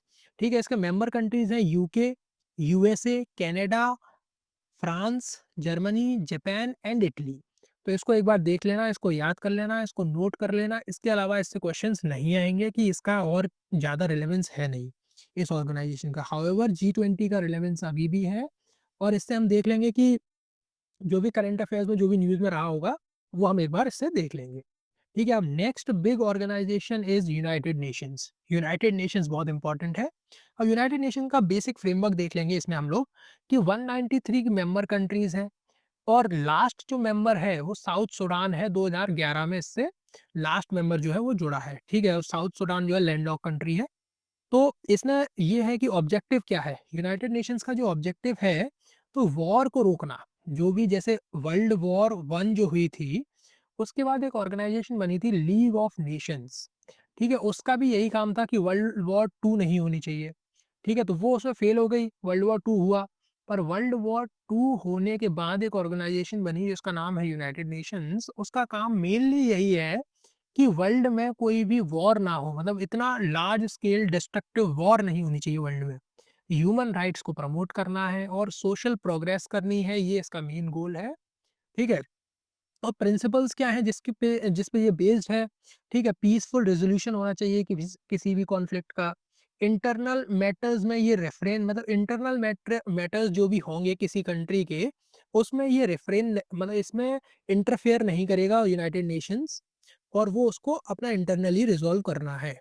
ठीक है, सॉवरेनिटी की respect करेंगे और ये assistance provide करेगा। ठीक है, और इसमें जो है इसका ऑर्गेनाइजेशनल स्ट्रक्चर एक बार देख लेते हैं। तो लैंग्वेजेस इसमें ये सारी लैंग्वेजेस हैं, इंग्लिश है, फ्रेंच है, रशियन है, स्पेनिश है, अरेबिक है and Chinese. These are the official languages of the United Nations. However UPSC ने शायद ये क्वेश्चन कभी पूछा नहीं है, शायद ना पूछा जाए, पर कोई भी स्टेट पीसीएस है वो ये क्वेश्चन पूछ सकता है कि क्या हिंदी जो है, जो हिंदी हमारी लैंग्वेज है या फिर हमारी जो 22 शेड्यूल लैंग्वेजेस हैं उसमें से कोई भी लैंग्वेज यूनाइटेड नेशन की ऑफिशियल लैंग्वेज है। और हिंदी को ऑफिशियल लैंग्वेज बनाने के लिए क्या प्रोसीजर होना चाहिए, क्या प्रोसीजर होगा, कितना कंट्रीब्यूशन करना होगा, शायद ये स्टेट पीसीएस में पूछा जा सकता है। ठीक है, और जो इसमें सेक्रेटेरिएट होती है, इसमें ट्रस्टीशिप होती है। ठीक है, अब इसमें इकोसॉक कुछ ऑर्गेनाइजेशंस उसमें और भी हैं जो कि काफ़ी इंपॉर्टेंट है। ये सारी की सारी ऑर्गेनाइजेशंस हम लोग देखेंगे, इम्पॉर्टेंट ऑर्गेनाइजेशंस हैं। ठीक है, और जो है कि इसमें UNSC is very important. This particular organisation और this particular the united nation security council is very important from the exams point of view. ठीक है, अब तो इसमें मेनली काम क्या होता है कि इसमें P5 मेंबर्स होते हैं, परमानेंट 5 मेंबर्स हैं, जो कि हैं आपके चाइना, यूएस, यूके और आपका Russia and France. These are the P5 members. These are the permanent 5 countries which are member of the United Nations. इनके पास वीटो पावर होता है किसी भी डिसीजन को रिवर्स करने के लिए। अगर इनमें से किसी एक कंट्री ने भी वीटो पावर का यूज किया तो उस डिसीजन को आगे नहीं बढ़ाया जा सकता, उस डिसीजन को इम्प्लीमेंट नहीं किया जा सकता। और इसके अलावा जो है 15 मेंबर्स होते हैं, मतलब इसके अलावा 10 मेंबर्स और होते हैं जो कि इलेक्ट किए जाते हैं और इनका टेन्योर 2 साल के आसपास का होता है। और इंडिया इसमें 8 बार जो है इलेक्ट हो चुका है और सॉरी 8 बार इंडिया जो है मेंबर बन चुका है इसका। ठीक है, इसका मेन रोल जो है वो मेंटेन करना है इंटरनेशनल पीस को। जो वर्ल्ड में इंटरनेशनल जो कॉन्फ्लिक्ट्स हो रहे हैं, जो वॉर्स एंड बैटल्स हो रही हैं, उनको रोकने का काम है इसका। और इंटरनेशनल कोर्ट ऑफ जस्टिस एक इम्पॉर्टेंट ऑर्गेनाइजेशन है जो कि यूनाइटेड नेशंस ऑफ ऑर्गेनाइजेशन के अंदर आती है, जो कि हेग में बेस्ड है और इसमें 15 जजेस होते हैं। और ईच जज का टर्म जो है वो 9 ईयर्स का है और जजेस को री इलेक्ट किया जा सकता है। ठीक है, तो यही इम्पॉर्टेंट है यूनाइटेड नेशंस के लिए कि ये सब चीज़ें हमको देखनी है एक बार। यूनाइटेड नेशंस में ये सारी की चीज़ें जो मतलब आपकी जो ऑर्गेनाइजेशनल सेटअप है वो देखना है और बस यही, इससे आपका काम हो जाएगा। इसके अलावा मुझे नहीं लगता कि यूनाइटेड नेशन से कुछ और पूछा जाएगा, मतलब पूछा जाएगा जो करंट अफेयर्स में होगा। और बाकी जो ये ऑर्गेनाइजेशंस मैंने यहाँ दे रखी हैं इकोसॉक में, उनको हम आगे देखने वाले हैं एक-एक करके। तो उनका भी एक बार हम मैंडेट देख लेंगे, उनका फंक्शंस देख लेंगे। तो उसके अलावा हमारा जो है यूएन भी कंप्लीट हो जाएगा। ठीक है, यही मैंने बेसिकली यहाँ पे दे रखा है। और अगर आप बोलेंगे आप सभी लोग, तो मैं ये अपनी पीडीएफ जो है चैनल पे अपलोड कर दूँगा हमारे टेलीग्राम चैनल पे। तो वहाँ से आप इस पीडीएफ को डाउनलोड कर लेना और अगर आपको जो भी अपना नोट करना हो तो उसको आप नोट कर सकते हैं। वैसे तो आप अगर पेन एंड पेपर लेके बैठेंगे तो ज़्यादा प्रॉफ़िट होगा। अपना खुद अपने नोट्स बनाएँगे इसी वीडियो के फॉर्मेट में जो मैं आपको बताता जा रहा हूँ। तो जिस ऑर्गेनाइज़ेशन में जो मैंडेट है, जो इंडिया मेंबर है या नहीं है, तो उस तरीके से आपका प्रीलिम्स में क्वेश्चन ईज़िली सॉल्व हो जाएँगे। ठीक है। और नेक्स्ट हमारी जो इम्पोर्टेंट ऑर्गेनाइजेशन है वो है केमिकल वेपन्स कन्वेंशन, है ना? ये इम्पोर्टेंट ऑर्गेनाइजेशन है, ये भी अभी न्यूज़ में थी काफ़ी दिनों से कि केमिकल वेपन का जो कन्वेंशन है, पहली बात तो इसमें हमें ये याद रखना है कि it is not a UN body. ठीक है, और जो भी न्यू वेपन्स बनेंगे वो पहली बात तो कोई वेपन बनने नहीं चाहिए, केमिकल वेपन्स नहीं आने चाहिए एग्जिस्टेंस में। और केमिस्ट्री का पीसफुल यूज होना चाहिए, साइंस एंड टेक्नोलॉजी में यूज होना चाहिए, R&D में यूज होना चाहिए, हेल्थ में यूज होना चाहिए, अदर सेक्टर्स में यूज होना चाहिए, मिलिट्री यूज नहीं होना चाहिए, वेपन्स नहीं बनने चाहिए। ठीक है, और इसमें एम जो है, इसका जो एम है वो है सिंपली कि आपको एलिमिनेट करना है entire category of weapons of mass destruction. ठीक है, जो भी वेपन ऑफ मास डिस्ट्रक्शन होते हैं, अब जैसे कि उस टाइम पे वर्ल्ड वॉर 2 के टाइम पे बायोलॉजिकल वेपन्स डेवलप किए गए थे हिटलर के द्वारा, मतलब हिटलर की रिजीम ने कुछ बायोलॉजिकल वेपन्स को डेवलप किया था जिससे ज्यूज को एलिमिनेट किया जा रहा था। ठीक है, कॉन्सेंट्रेशन कैंप्स बने थे, उसमें उसका यूज होता था। तो उस टाइप का कुछ अगर कोई वेपन डेवलप ना हो और उसका यूज ना हो, इसलिए ये सब ऑर्गेनाइजेशंस जो हैं वर्ल्ड में एग्जिस्ट करती हैं। इनका यही मेन रोल है कि इस टाइप के वेपन्स का एग्जिस्टेंस ना आए, और अगर आ भी जाए तो उसको एलिमिनेट किया जा सके। So India being a peaceful country, India is a signatory to this organization, this convention, and according to that convention we have this Act of Chemical Weapons Convention Act of 2000, and we have this authority. There is a national authority under this act, and cabinet secretary chairs that authority. And there is this particular phenomena called as challenge inspection, which can be conducted by any member at any time. It is a surprise inspection by any country to see that if any other country is developing a chemical weapon or not. Okay, तो इसमें ये सब है। ठीक है, अब UN डिसआर्मामेंट commission जो थी वो अभी रिलेवेंट नहीं है, ऑल्दो ये एक यूनाइटेड नेशन जनरल असेंबली के द्वारा जो है इसको मैंडेट प्राप्त हुआ है कि it is a deliberate body.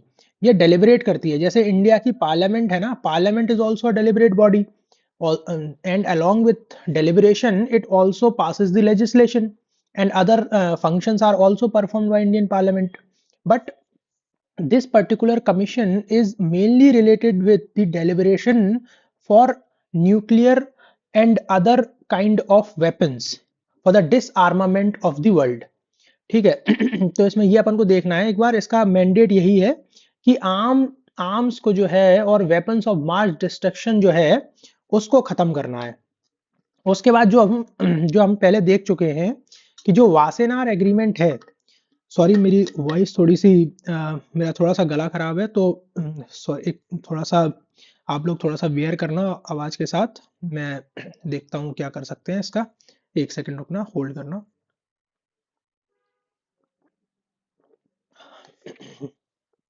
अच्छा, ये जो नेक्स्ट एग्रीमेंट है हमारा वो है वासेनार एग्रीमेंट।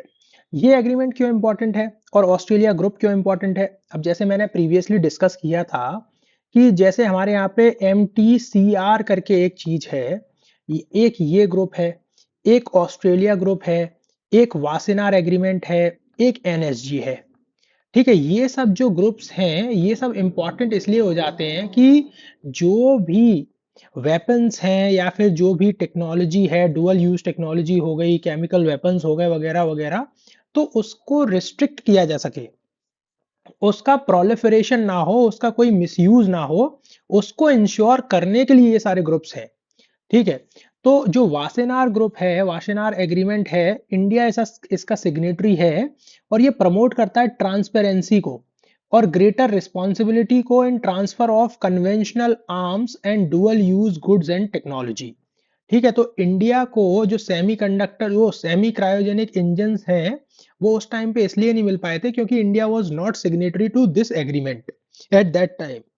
ठीक है, इसके 42 मेंबर्स हैं, और एक्सेप्शन ये है कि China is not member of this particular agreement.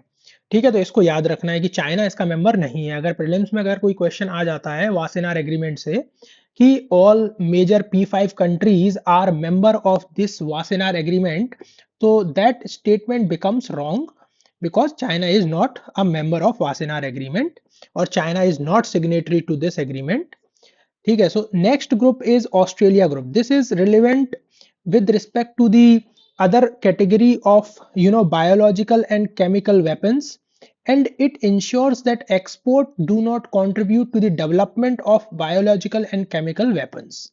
Any kind of exports shall not converted into chemical or biological weapons. It is the responsibility of this particular group. Okay, and India is one of the members of both the group, Wassenaar Agreement as well as the Australia Group, while China is not a member of Wassenaar Agreement as well as the Australia Group, and China is also not a member of MTCR. So that we will never remember for our prelims examination, that China is not a member of all the three groups. And where China is member of a group called as NSG, India is not a member in that group. So we will remember for our prelims examination this particular fact. And another important treaty which is also in news nowadays, Immediate Range Nuclear Force Treaty, IRNF, and it is signed between USA and USSR, erstwhile USSR and presently Russia.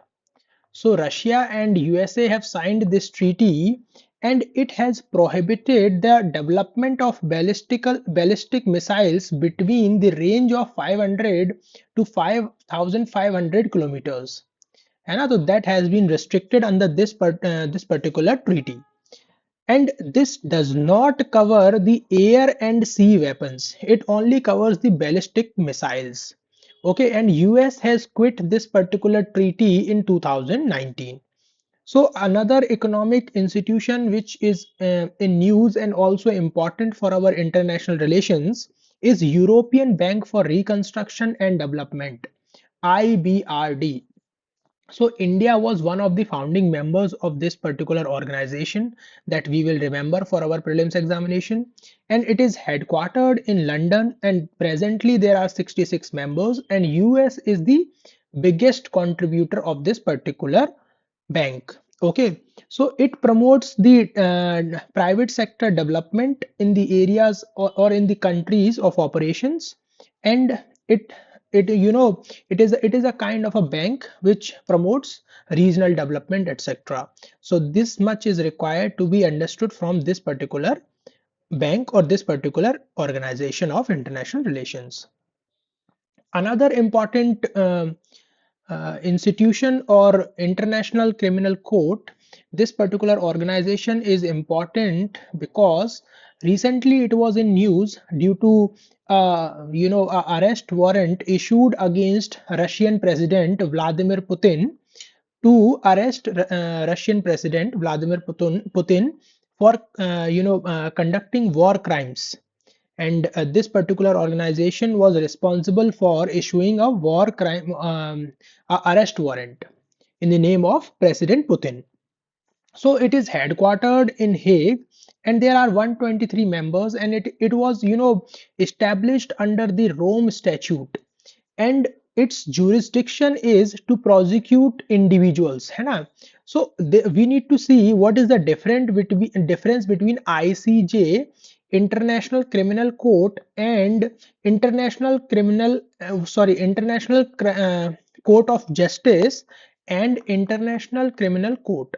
We need to understand the difference between the two, है ना, कि what is the difference. So ICC primarily deals with the individuals, है ना, और ICJ primarily deals with the countries, and ICJ has a mandate of United Nations, and it is established under the UN Charter, है ना. So that means we are revising it.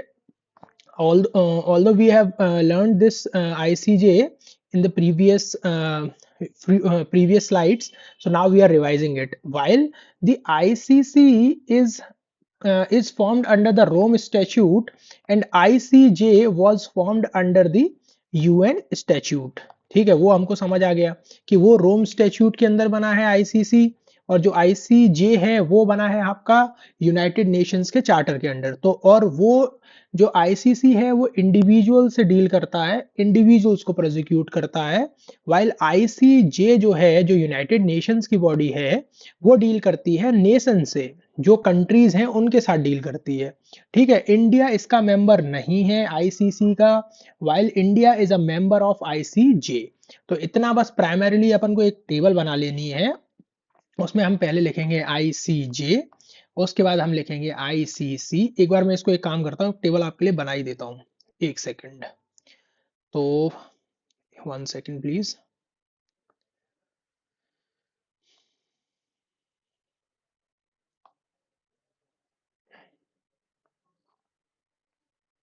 अच्छा, यहाँ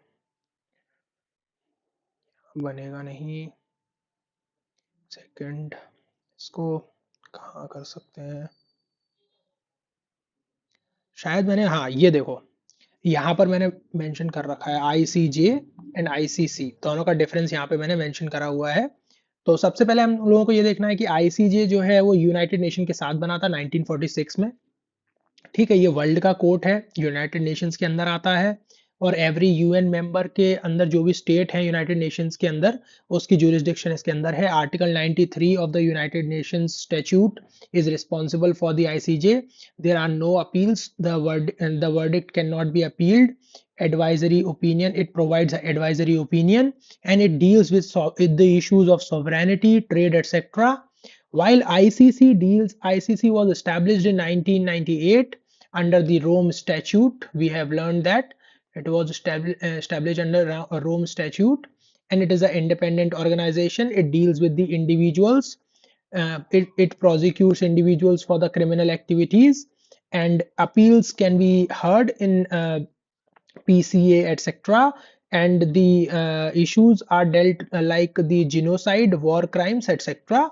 And India and these following countries are not member of this particular organization. That needs to be remembered for our prelims examination.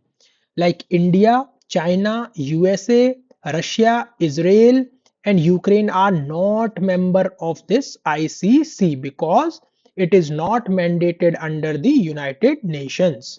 So India is not a member. That much needs to be remembered. ठीक है, आगे देखते हैं. एक second, 1 second please.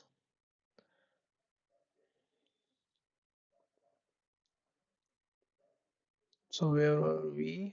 1 second. Let me come to that. Yes. So we have read about the ICC. Now we are reading the Permanent Court of Arbitration.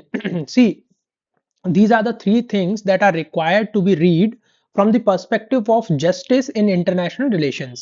है ना. सबसे पहले हमने पढ़ा ICJ, फिर उसके बाद हमने पढ़ा ICC, अब हम पढ़ रहे हैं PCA. और जो मजे की बात यह है कि ICC और PCA दोनों हेग में सिचुएटेड है, दोनों ना हेग में है. ठीक है, और ये एक इंटर गवर्नमेंटल ऑर्गेनाइजेशन है. ठीक है, और ये ना जो इंटरनेशनल डिस्प्यूट्स हैं उनको रिजॉल्व करती है through arbitration and peaceful means के थ्रू. ठीक है, और जो भी इश्यूज होते हैं ह्यूमन राइट्स के, मैरीटाइम रिलेटेड इश्यूज, जैसे साउथ चाइना सी का एक इशू हुआ था फिलीपींस और चाइना के बीच में, तो उस इशू को, मैरीटाइम इशू को, इसी परमानेंट कोर्ट ऑफ आर्बिट्रेशन के थ्रू जो है नेगोशिएट किया गया था. पीसफुल मींस के थ्रू इसको रिजॉल्व करने की कोशिश की गई थी उस टाइम.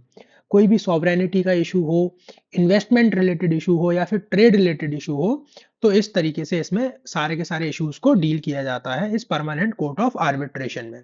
ठीक है, जो इसके रूलिंग्स होती हैं, जो भी जजमेंट होती है, वो इसमें बाइंडिंग होती है. ठीक है, अब जैसे इटालियन मरीन का जो केस था कि उन लोगों को नॉट गिल्टी डिक्लेयर किया था इस कोर्ट ने, तो वो इंडिया को एक्सेप्ट करना पड़ा. ठीक है, क्योंकि इसकी जो रूल्स हैं वो बाइंडिंग होते हैं. ठीक है, अब जो साउथ चाइना सी का जो केस था उसमें भी जो है फिलीपींस के फेवर में केस आया था. However China has not accepted that arbitration under this particular permanent court of arbitration. ठीक है, इसका कोई भी जज नहीं होता है, कोई भी सिटिंग जज नहीं है इसमें. हाउएवर आईसीसी और आईसीजे में सिटिंग जजेस होते हैं. ठीक है, हम इन तीनों का डिफरेंस समझ लेंगे प्रीलिम्स के लिए, बस इतना इंपॉर्टेंट है. अगर प्रीलिम्स में कोई क्वेश्चन आता है कंफ्यूज करने के लिए कि पीसीए क्या है और आईसीसी क्या है और आईसीजे क्या है, तो हम लोगों को क्लैरिटी है कि तीनों में बेसिक कॉन्सेप्चुअल डिफरेंस क्या है, तो हम आंसर कर सकते हैं वहां पे. ठीक है, और मैंने आपसे कहा था कि एक हम यूएन क्लॉज को आगे चल के पढ़ेंगे, तो ये जो है ये पर्टिकुलर ग्राफ है वो हमें देखना था एक बार, कि इसमें बस एक तो ये है कि आपको ये समझना है कि टेरिटोरियल सी क्या है हमारा, है ना. 12 नॉटिकल माइल्स जो हमारी क्या बोलते हैं कोस्ट होती है, उससे 12 नॉटिकल माइल्स तक हमारा टेरिटोरियल सी होता है. ठीक है, और फिर उसके बाद जो टेरिटोरियल सी है उससे 12 नॉटिकल माइल्स तक हमारा contingent 1 second, what is contiguous zone. अच्छा, इसको कॉन्टिगुअस जोन बोलते हैं. और जो 200 नॉटिकल माइल्स तक होता है हमारा बॉर्डर, उसको बोलते हैं हम एक्सक्लूसिव इकोनॉमिक जोन. ठीक है, और यहाँ पर सारे के सारे रिसोर्सेज को गवर्नमेंट ऑफ इंडिया एक्सेस करता है. ठीक है, यूनियन लिस्ट में आता है, ये भी हम एक बार देख लेंगे अगर प्रीलिम्स में कभी किसी ने पूछ लिया तो. ठीक है, अब इसमें क्या होते हैं कि कुछ ऑर्गेनाइजेशंस और भी हैं, इसमें ट्रिब्यूनल्स हैं कुछ जो डिस्प्यूट रेजोल्यूशन का काम करते हैं, यूएन क्लॉज में ही हैं, ठीक है। और कॉन्टिनेंटल शेल्फ के लिए एक आपका एक इसमें पर्टिकुलर ऑर्गेनाइजेशन है जो कि आपकी कॉन्टिनेंटल शेल्फ को डिटरमाइन करता है, क्योंकि अगर आपकी कॉन्टिनेंटल शेल्फ डिटरमाइंड नहीं होगी सही तरीके से, तो आपके जो एक्सक्लूसिव इकोनॉमिक जोन राइट्स हैं वो सही से आप एग्जीक्यूट नहीं कर पाओगे। उसमें फिर वो रहेगा, आपका कंफ्यूजन रहेगा, और फिर इशू आ सकता है, उसमें डिस्प्यूट्स हो सकते हैं बिटवीन डिफरेंट कंट्रीज। ठीक है। इंटरनेशनल सी बेड अलायंस है, जो कि आपके सी बेड मिनरल्स होते हैं जैसे कि पॉलीमेटोलिक नोड्यूल्स, इनको जो है आप एक्सप्लोर कर सकते हो, इनकी माइनिंग कर सकते हो, इसमें ये इसका प्रोविजन होता है। ठीक है। और ऑल कंट्रीज को इनोसेंट पैसेज मिलता है, सिविलियन शिप्स जो भी होती हैं उनको इनोसेंट पैसेज मिलता है कि सारी कंट्रीज यहाँ से क्रॉस कर सकती हैं। ठीक है। फिर जो नेक्स्ट ऑर्गेनाइजेशन है वो है हमारी इंडियन ओशियन रिम एसोसिएशन। ठीक है। अब ये जो ऑर्गेनाइजेशन है वो इसलिए इम्पोर्टेंट है क्योंकि ये स्ट्रेंथन करती है रीजनल कोऑपरेशन को। ठीक है, इसमें ये याद रखना है। ये सस्टेनेबल डेवलपमेंट को प्रमोट करती है within Indian Ocean region को। ठीक है। एंड मालदीव जो है वो लेटेस्ट एंट्री है इसमें। ठीक है। और इसमें मतलब ये जो फैक्ट है ये इंपॉर्टेंट है कि Pakistan and Myanmar are not member of this particular organization. इतना याद रखना है इसको, बस इसमें इतना याद रखने वाली चीज है। ठीक है। अब नेक्स्ट ऑर्गेनाइजेशन है ईस्टर्न इकोनॉमिक फोरम। ठीक है। ये थोड़े कुछ दिन पहले न्यूज में था क्योंकि जो रशिया का फार ईस्ट रीजन है उसमें डेवलपमेंट और उसमें इन्वेस्टमेंट के लिए ये न्यूज में थी ऑर्गेनाइजेशन। बस इसमें इतना याद रखना है कि जो ईस्टर्न इकोनॉमिक फोरम है वो रशिया के फार ईस्ट में प्रमोशन जो है, इन्वेस्टमेंट के प्रमोशन के लिए इंपॉर्टेंट है, इकोनॉमिक डेवलपमेंट के लिए इंपॉर्टेंट है। अच्छा, नाटो। नाटो तो बहुत क्रिटिकल है, मतलब ये इतना न्यूज में है नाटो। इसमें 2025 में क्वेश्चन आ रखा है और प्रीवियस ईयर में बहुत बार क्वेश्चन आ रखा है नाटो पे। ठीक है। अब नाटो जो था वो 1949 में स्टैब्लिश हुआ था। It's a defence alliance and it was build after the World War two. ठीक है। क्योंकि क्या हुआ था कि रशिया, जो कि अर्स्टवाइल यूएसएसआर जिसको कहते हैं, और आपका यूएसए, दोनों में आइडियोलॉजिकल वॉर चल रहा था जिसको कोल्ड वॉर बोलते हैं। ठीक है। तो दोनों कंट्रीज बहुत पावरफुल थी, और जो रशिया है या फिर यूएसएसआर है उसका लैंड बॉर्डर टच होता है आपके यूरोप से। ठीक है। तो उनको प्रोटेक्ट करने के लिए ये पर्टिकुलर ऑर्गेनाइजेशन जो है नाटो एग्जिस्टेंस में आई थी। अब इसमें ये देखना है कि इसके मेंबर कंट्रीज कौन से हैं। अच्छा, फिनलैंड जो है वो लेटेस्ट एंट्री है। स्वीडन भी अभी लेटेस्ट ही ऐड हुआ है, पर फिनलैंड जो है वो लेटेस्ट है, बिल्कुल एकदम लेटेस्ट कंट्री है। ठीक है। इट्स अ इंटर गवर्नमेंटल और पॉलिटिकल एंड मिलिट्री अलायंस, इसको इस तरीके से याद रखना है। और इसमें जो है कि कलेक्टिव डिफेंस की बात होती है। अगर एक कंट्री पे अटैक होता है तो ये माना जाएगा कि हर कंट्री पे अटैक हुआ है, और पूरा अलायंस जो है वो रिस्पॉन्ड करेगा साइमल्टेनियसली। ठीक है, इसको देखना है इस तरीके से। बाकी हम लोग इसको जो है करंट अफेयर्स वाले उसमें कवर करेंगे, क्योंकि ये करंट अफेयर्स में काफी न्यूज में था। ठीक है। और फिर अगली ऑर्गेनाइजेशन जो है वो है इंटरनेशनल एनर्जी एजेंसी। अब ये जो ऑर्गेनाइजेशन है ये इसलिए इंपॉर्टेंट है, ये शायद पीवाईक्यू में भी पूछ चुका है, यूपीएससी 2017 में पीवाईक्यू में पूछा हुआ है कि इंडिया इसका मेंबर था या नहीं था। ठीक है। तो इंटरनेशनल एनर्जी एजेंसी का इंडिया जो है वो एक एसोसिएट मेंबर है, इंडिया इसका परमानेंट मेंबर नहीं है। ठीक है। तो इसको याद रखना है इस तरीके से। और ये ओईसीडी फ्रेमवर्क में बना हुआ है, और ये इंटर गवर्नमेंटल ऑर्गेनाइजेशन है। ठीक है। Only OECD countries can become its members. और ओईसीडी कंट्रीज कौन सी होती हैं? जो कि मिडिल इनकम कंट्रीज होती हैं, या फिर डेवलप्ड कंट्रीज होती हैं, या फिर वेस्टर्न कंट्रीज होती हैं। एक सेट ऑफ पर्टिकुलर स्टैंडर्ड होता है उनका, हेल्थ में, एजुकेशन में, स्टैंडर्ड ऑफ लिविंग में। तो वो कंट्रीज जो है ओईसीडी फ्रेमवर्क के अंदर आती हैं। ठीक है। तो इसमें ये भी इंपॉर्टेंट है, कुछ रिपोर्ट्स जो होती हैं वो निकाली जाती हैं इस ऑर्गेनाइजेशन के द्वारा, तो वो भी इंपॉर्टेंट है। ठीक है। अब अगली जो ऑर्गेनाइजेशन है या फिर अगली जो कन्वेंशन है वो है बुडापेस्ट कन्वेंशन। आपको शायद यहाँ क्लियरली दिख रहा होगा, बुडापेस्ट, बुडापेस्ट कन्वेंशन, है ना। ये बुडापेस्ट कन्वेंशन जो है वो आपकी रिलेटेड है साइबर क्राइम से। ये साइबर क्राइम्स इतने तेजी से आजकल बढ़ रहे हैं, उससे रिलेटेड है ये आपकी बुडापेस्ट कन्वेंशन, और ये एक लीगली बाइंडिंग कन्वेंशन है। ठीक है, and RIC are not members. RIC मतलब कि Russia, India and China are not member of this particular organization. बस इतना आपको याद रखना है, बाकी आपको कुछ याद रखने की जरूरत नहीं है, बस इतना पढ़ना है, क्योंकि प्रीलिम्स में डायरेक्ट स्ट्रेट फॉरवर्ड आएगा कि पहला स्टेटमेंट यूपीएससी दे देगा कि India is one of the members of this organisation, तो वो स्टेटमेंट हो जाएगा गलत। दूसरा कि it is not legally binding, तो वो स्टेटमेंट भी गलत हो जाएगा। और तीसरा स्टेटमेंट रहेगा कि it is related with the cyber crime, it is for the primarily for the cyber crime, तो वो स्टेटमेंट सही हो जाएगा। इस तरीके से क्वेश्चन फ्रेम किया जा सकता है। ठीक है, फिर ये आईएलओ है, इंटरनेशनल लेबर ऑर्गेनाइजेशन, ये भी यूनाइटेड नेशंस की ऑर्गेनाइजेशन है। ठीक है, it was part of United Nations. Erstwhile ये क्या था कि जो लीग ऑफ नेशंस की पार्ट थी, ये ऑर्गेनाइजेशन उसका पार्ट थी, और इसको यूएन का पार्ट बाद में इसको बना दिया गया था। ठीक है, जिनेवा में इसका हेडक्वार्टर है। ठीक है, और ये सब थोड़ा सा मतलब हिस्टोरिकल फैक्ट भी है, ये भी आप याद रखते हो, मतलब आप ये भी याद रख सकते हो। ठीक है, और ये डील करता है मतलब जो भी वर्कर्स हैं उनके राइट से रिलेटेड। ठीक है, और जो नेक्स्ट ऑर्गेनाइजेशन है वो है एफएओ। अब ये जो ऑर्गेनाइजेशन है ना, जैसे एफएओ हो गया, आईएलओ हो गया, यूनेस्को हो गया, ये सब ऑर्गेनाइजेशंस ना अगर करंट अफेयर्स में न्यूज में है, और करंट अफेयर्स में भी जो आपके कुछ इंपॉर्टेंट चीजें होती हैं, जैसे कि कोडेक्स एलिमेंटेरियस, ये क्या है? अब ये पर्टिकुलर चीज जो है ना वो किससे रिलेटेड है? अब ये कोविड के टाइम पे न्यूज में थी। इसको डब्ल्यू एच ओ और एफ ए ओ मतलब फूड एंड एग्रीकल्चरल ऑर्गेनाइजेशन मिलके इसको बनाया था इसको। तो इसमें क्या होता था, ठीक है, जीएम क्रॉप से रिलेटेड जो भी आपका चीजें हैं वो सब इसमें रहती थी। ठीक है, तो अगर ये न्यूज़ में है फिर तो इम्पोर्टेंट हो जाता है, अगर ये न्यूज़ में नहीं है तो इतना इम्पोर्टेंट नहीं है। बस आपको एक बेसिक आइडिया होना चाहिए कि एफएओ है क्या। ये 1945 में बना था, रोम में इसका हेडक्वार्टर है, और ये एलिमिनेट करने के लिए बना था, हंगर को इम्प्रूव करने के लिए, न्यूट्रिशन को इम्प्रूव करने के लिए, और स्टैंडर्ड ऑफ लिविंग को इम्प्रूव करने के लिए इसको बनाया गया था। बस इतना अपन को याद रखना है। फिर इसमें जो नेक्स्ट ऑर्गेनाइजेशन है वो आपकी है यूनेस्को। यूनेस्को से 2024 में प्रीलिम्स में दो क्वेश्चन आए थे।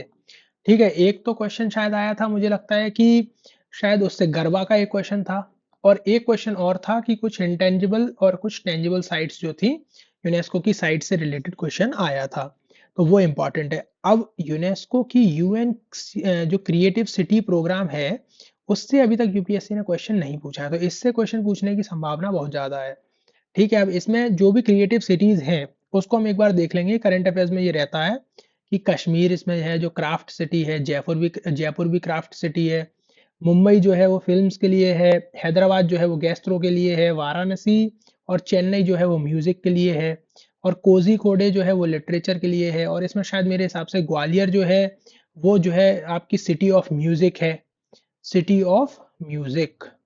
ठीक है, तो ये सब चीजें अपन को एक बार देख लेनी है कि यूएन क्रिएटिव सिटी प्रोग्राम जो है उसको कौन चलाता है, किस ऑर्गेनाइजेशन के अंदर आता है, तो वो यूनेस्को के अंदर आता है। बस इतना बेसिक इसका प्रिपेयर करना है।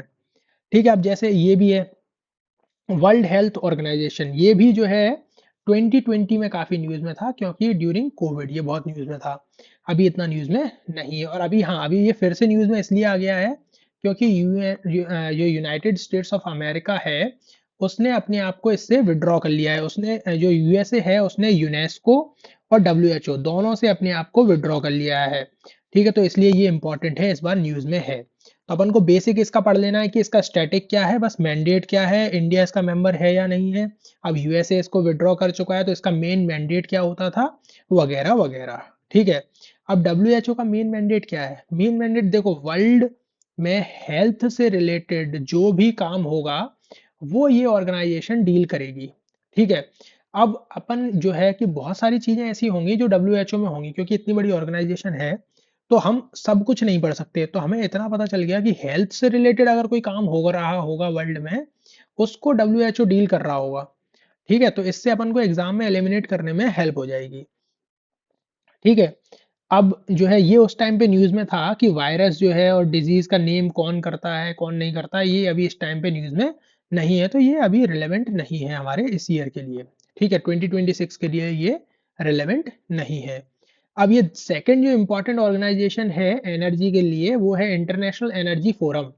अब पहले जो हमने पढ़ी थी वो थी इंटरनेशनल एनर्जी एजेंसी, वो थी एजेंसी, ठीक है। और एजेंसी में OECD कंट्रीज ही मेंबर बन सकती हैं, ठीक है। OECD कंट्रीज ही मेंबर्स बन सकती हैं और इसमें इंडिया जो था वो मेंबर नहीं था, वो एसोसिएट मेंबर था, ठीक है। इतना बेसिक डिफरेंस था, ठीक है, एजेंसी में। अब ये पढ़ रहे हैं हम फोरम, तो इसको याद रखना है कि ये फोरम के बारे में पढ़ रहे हैं हम लोग, ठीक है। इसमें 70 कंट्रीज जो है मेंबर हैं और इसमें OECD प्लस ओपेक कंट्रीज तो मेंबर्स हैं ही और इसमें अदर मेंबर्स भी हैं, जैसे India is also one of the member in this particular forum.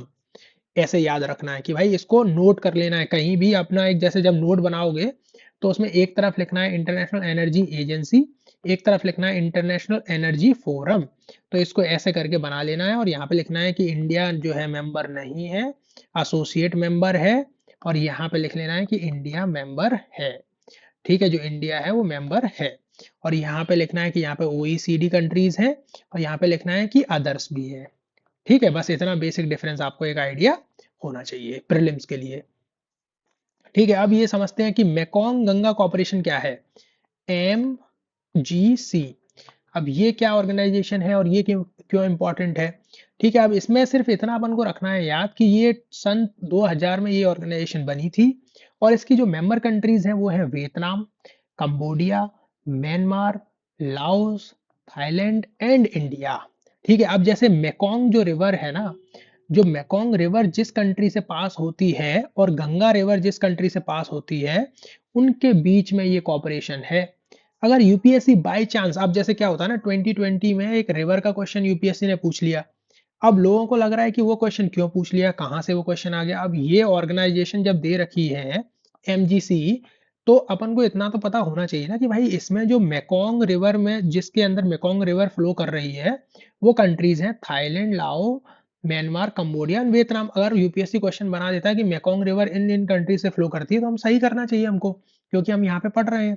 तो इस तरीके से क्वेश्चंस को एग्जाम में सॉल्व करना है, ठीक है। अब इंटरनेशनल सोलर अलायंस, ये भी इंपॉर्टेंट है क्योंकि ट्रंप साहब ने जो है यहाँ से भी विड्रॉ मान लिया है, आईएसए से भी ट्रंप ने विड्रॉ कर लिया है, ठीक है, यूएसए ने विड्रॉ कर लिया है।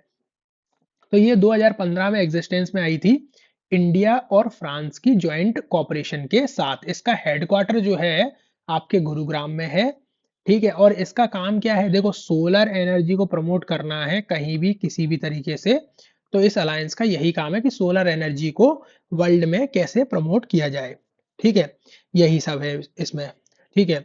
अब जैसे there is this particular organization called as World Gold council.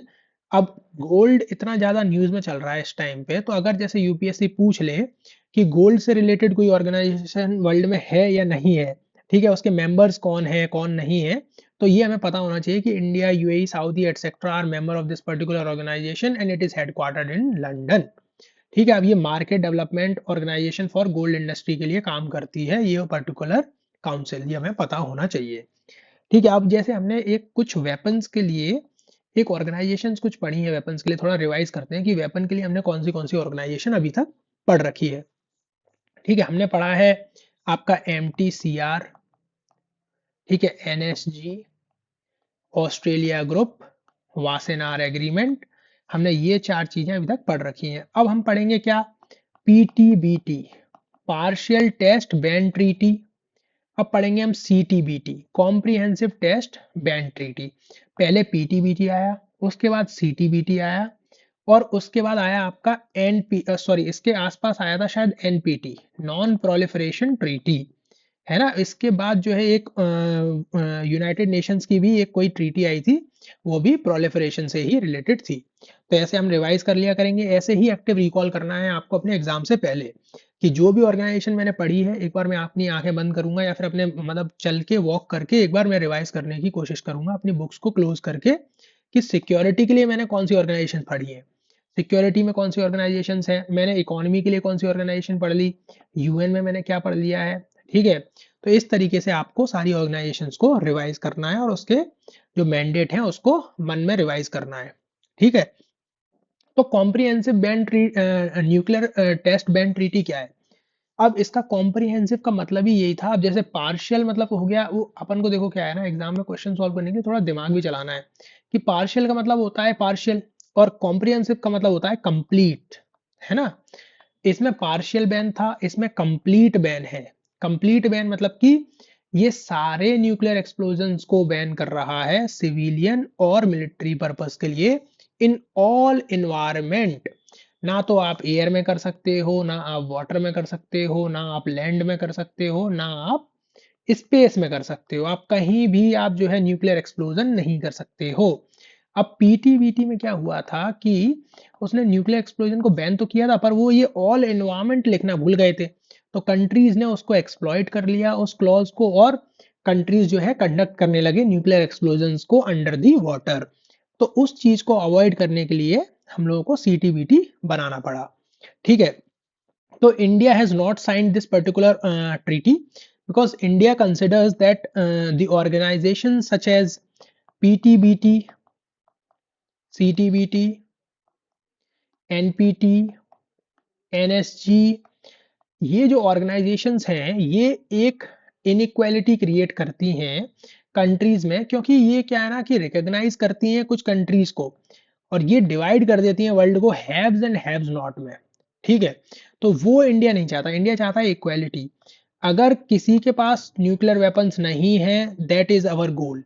हमारा गोल ये नहीं है कि कुछ कंट्रीज के पास न्यूक्लियर वेपन्स हैं और वो दूसरी कंट्रीज को थ्रेटन करेंगे, ये हमारा गोल नहीं है। हमारा गोल है कि पूरे वर्ल्ड में किसी के पास भी न्यूक्लियर वेपन्स नहीं होने चाहिए और केवल न्यूक्स का जो है सिविलियन यूज होना चाहिए। तो इसलिए इंडिया ने इसको रेटिफाई नहीं किया है, ना ही इंडिया ने एनपीटी को रेटिफाई किया है, और चाइना ने भी इसको रेटिफाई नहीं किया है। ठीक है। अब ये है nuclear weapons ban treaty. India ने इसका भी अपोज किया है क्योंकि ये यूएन के अंदर इसको एडॉप्ट किया गया है। अब इंडिया ने क्यों अपोज किया? क्योंकि सिमिलर ग्राउंड्स हैं, क्योंकि ये इनइक्वालिटी को प्रमोट करता है। ठीक है।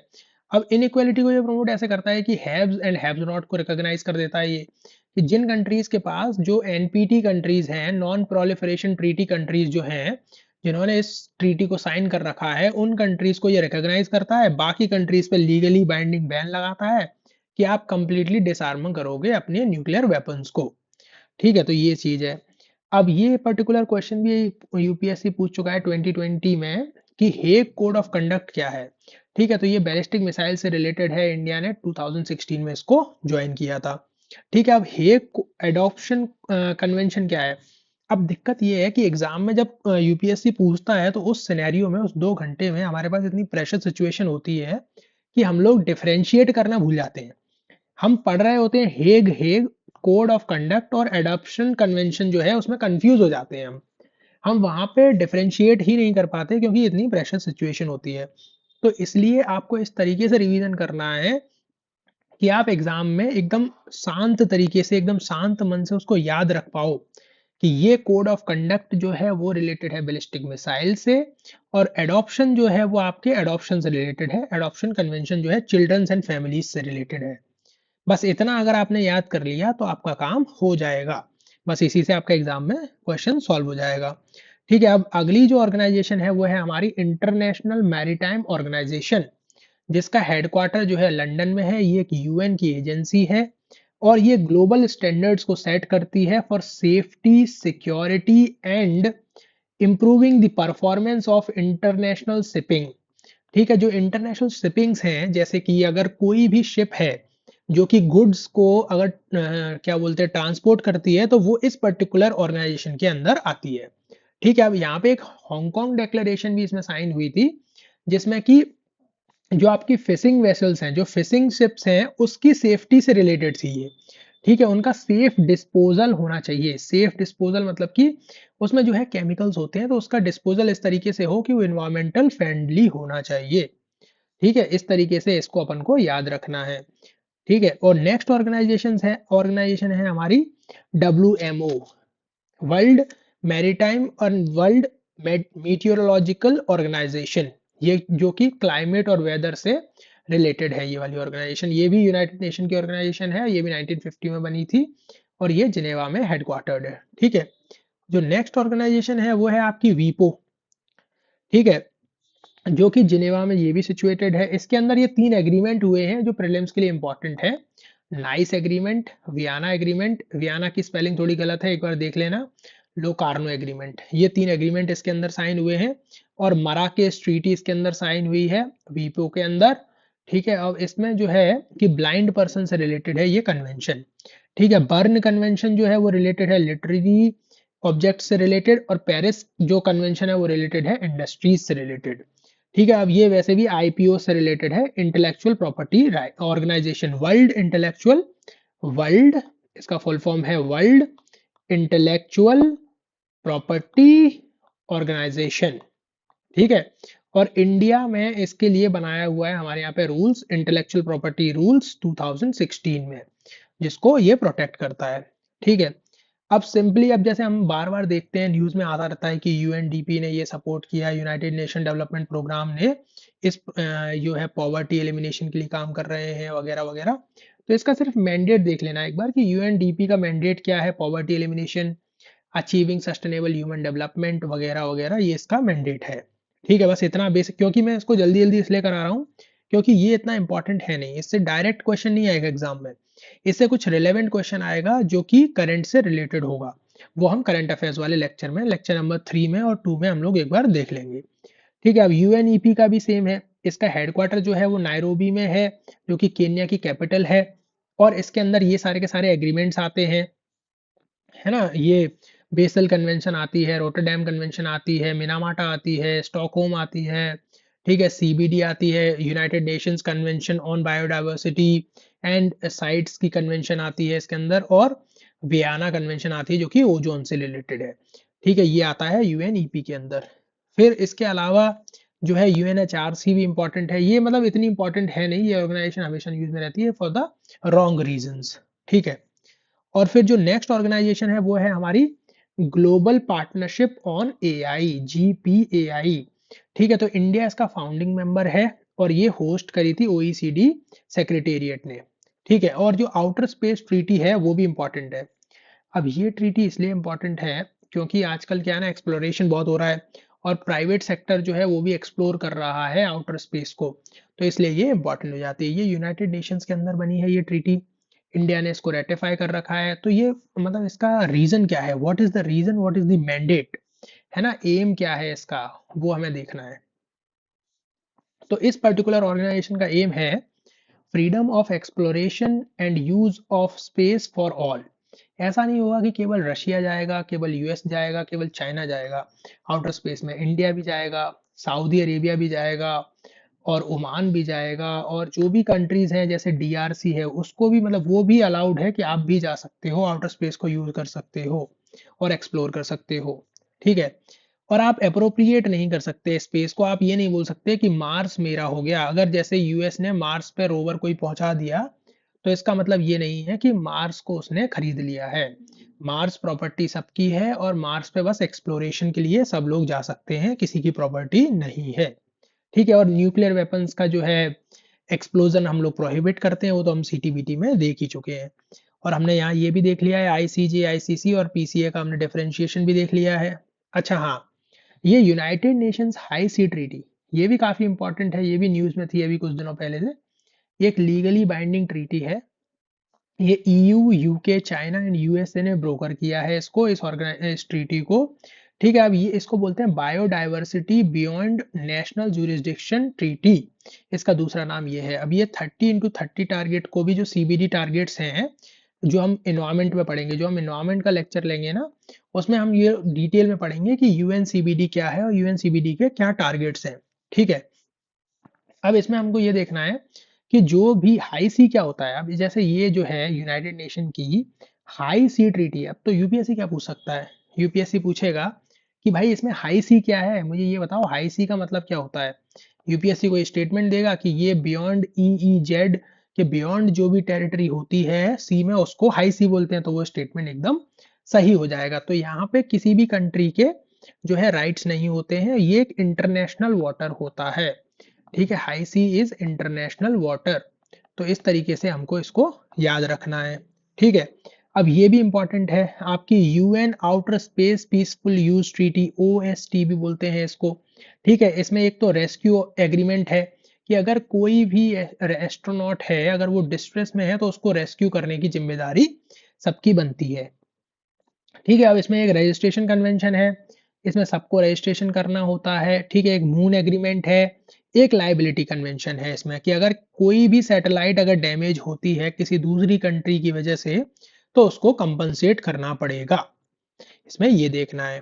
ठीक है, अच्छा ये जो ऑकस है इसमें ऑस्ट्रेलिया, यूके एंड यूएस ये तीन कंट्री जो है इसकी मेंबर है। ठीक है, 2021 में बना था। अब इसमें दो चीजें हैं, एक चीज है इसमें कि conventionally armed nuclear powered submarine जो है उसको बेचना है, उसको जो है कि आपका यूके प्लस आपका यूएसए बना के जो है सेल करेंगे आपके ऑस्ट्रेलिया को, क्योंकि ऑस्ट्रेलिया के अंदर जो है ऑस्ट्रेलिया को थ्रेट है चाइना से साउथ चाइना सी में और अदर मतलब आपके जो है इंडो पैसिफिक में।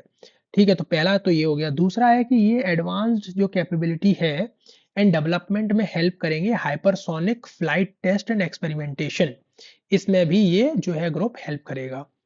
अब फिर ये Indo Pacific economic framework for prosperity ये 2-3 साल से न्यूज में है, तो हम एक्सपेक्ट कर सकते हैं कि ये 2026 के पीटी में पूछा जा सकता है। ठीक है, ये पर्टिकुलर इकोनॉमिक फ्रेमवर्क, इसमें जो है 4 पिलर्स है। पहला पिलर है ट्रेड का, दूसरा है आपका सप्लाई चेन रेजिलियंस का, तीसरा पिलर है आपका क्लीन इकोनॉमी का, चौथा है आपका फेयर इकोनॉमी का। तो इंडिया जो है 3 पिलर्स का मेंबर है, चौथे पिलर का मेंबर नहीं है जो कि है ट्रेड, क्योंकि इंडिया काफी सेंसिटिव है इस इशू में। ठीक है, अब इसमें मेंबर कंट्रीज कौन सी हैं वो आप देख लेना, एक बार इसको नोट डाउन कर लेना, जो भी मेंबर कंट्रीज हैं कि नहीं है वो आप इसको एक बार नोट डाउन कर लेना। अच्छा, इसी साल यूपीएससी ने international north south transport corridor पूछा है। ठीक है, अब उसी से रिलेटेड है आपका आईमैक, क्योंकि इंडिया ने इसको प्रमोट किया है। इसको इंडिया ने 2010 के आसपास शायद मुझे लगता है कि प्रमोट किया था, और इसको जो है हम डेवलप कर रहे थे 2010 में, और अभी हम आईमैक को डेवलप कर रहे हैं। तो ये यूपीएससी पूछ सकता है 2026 में, India middle east economic corridor, ये इस बार इंपॉर्टेंट है। ठीक है, तो ये पार्ट है किसका, partnership for global infrastructure and investment. ठीक है, ये G7 का एक जो आपका ग्लोबल इंफ्रास्ट्रक्चर एंड इन्वेस्टमेंट जो पार्टनरशिप है उसका ये पार्ट है। इसमें मेंबर्स कौन से हैं, इसमें यूएई है, सऊदी है, इटली है, इसमें जर्मनी है, फ्रांस है, इंडिया है, यूरोपियन यूनियन है एंड यूएसए है। ठीक है सॉरी, और इसमें आप जो पोर्ट हैं, अब जैसे यूएई के कुछ पोर्ट्स हैं वो आपको एक बार देख लेने हैं कि इसमें कौन से यूएई के पोर्ट्स हैं।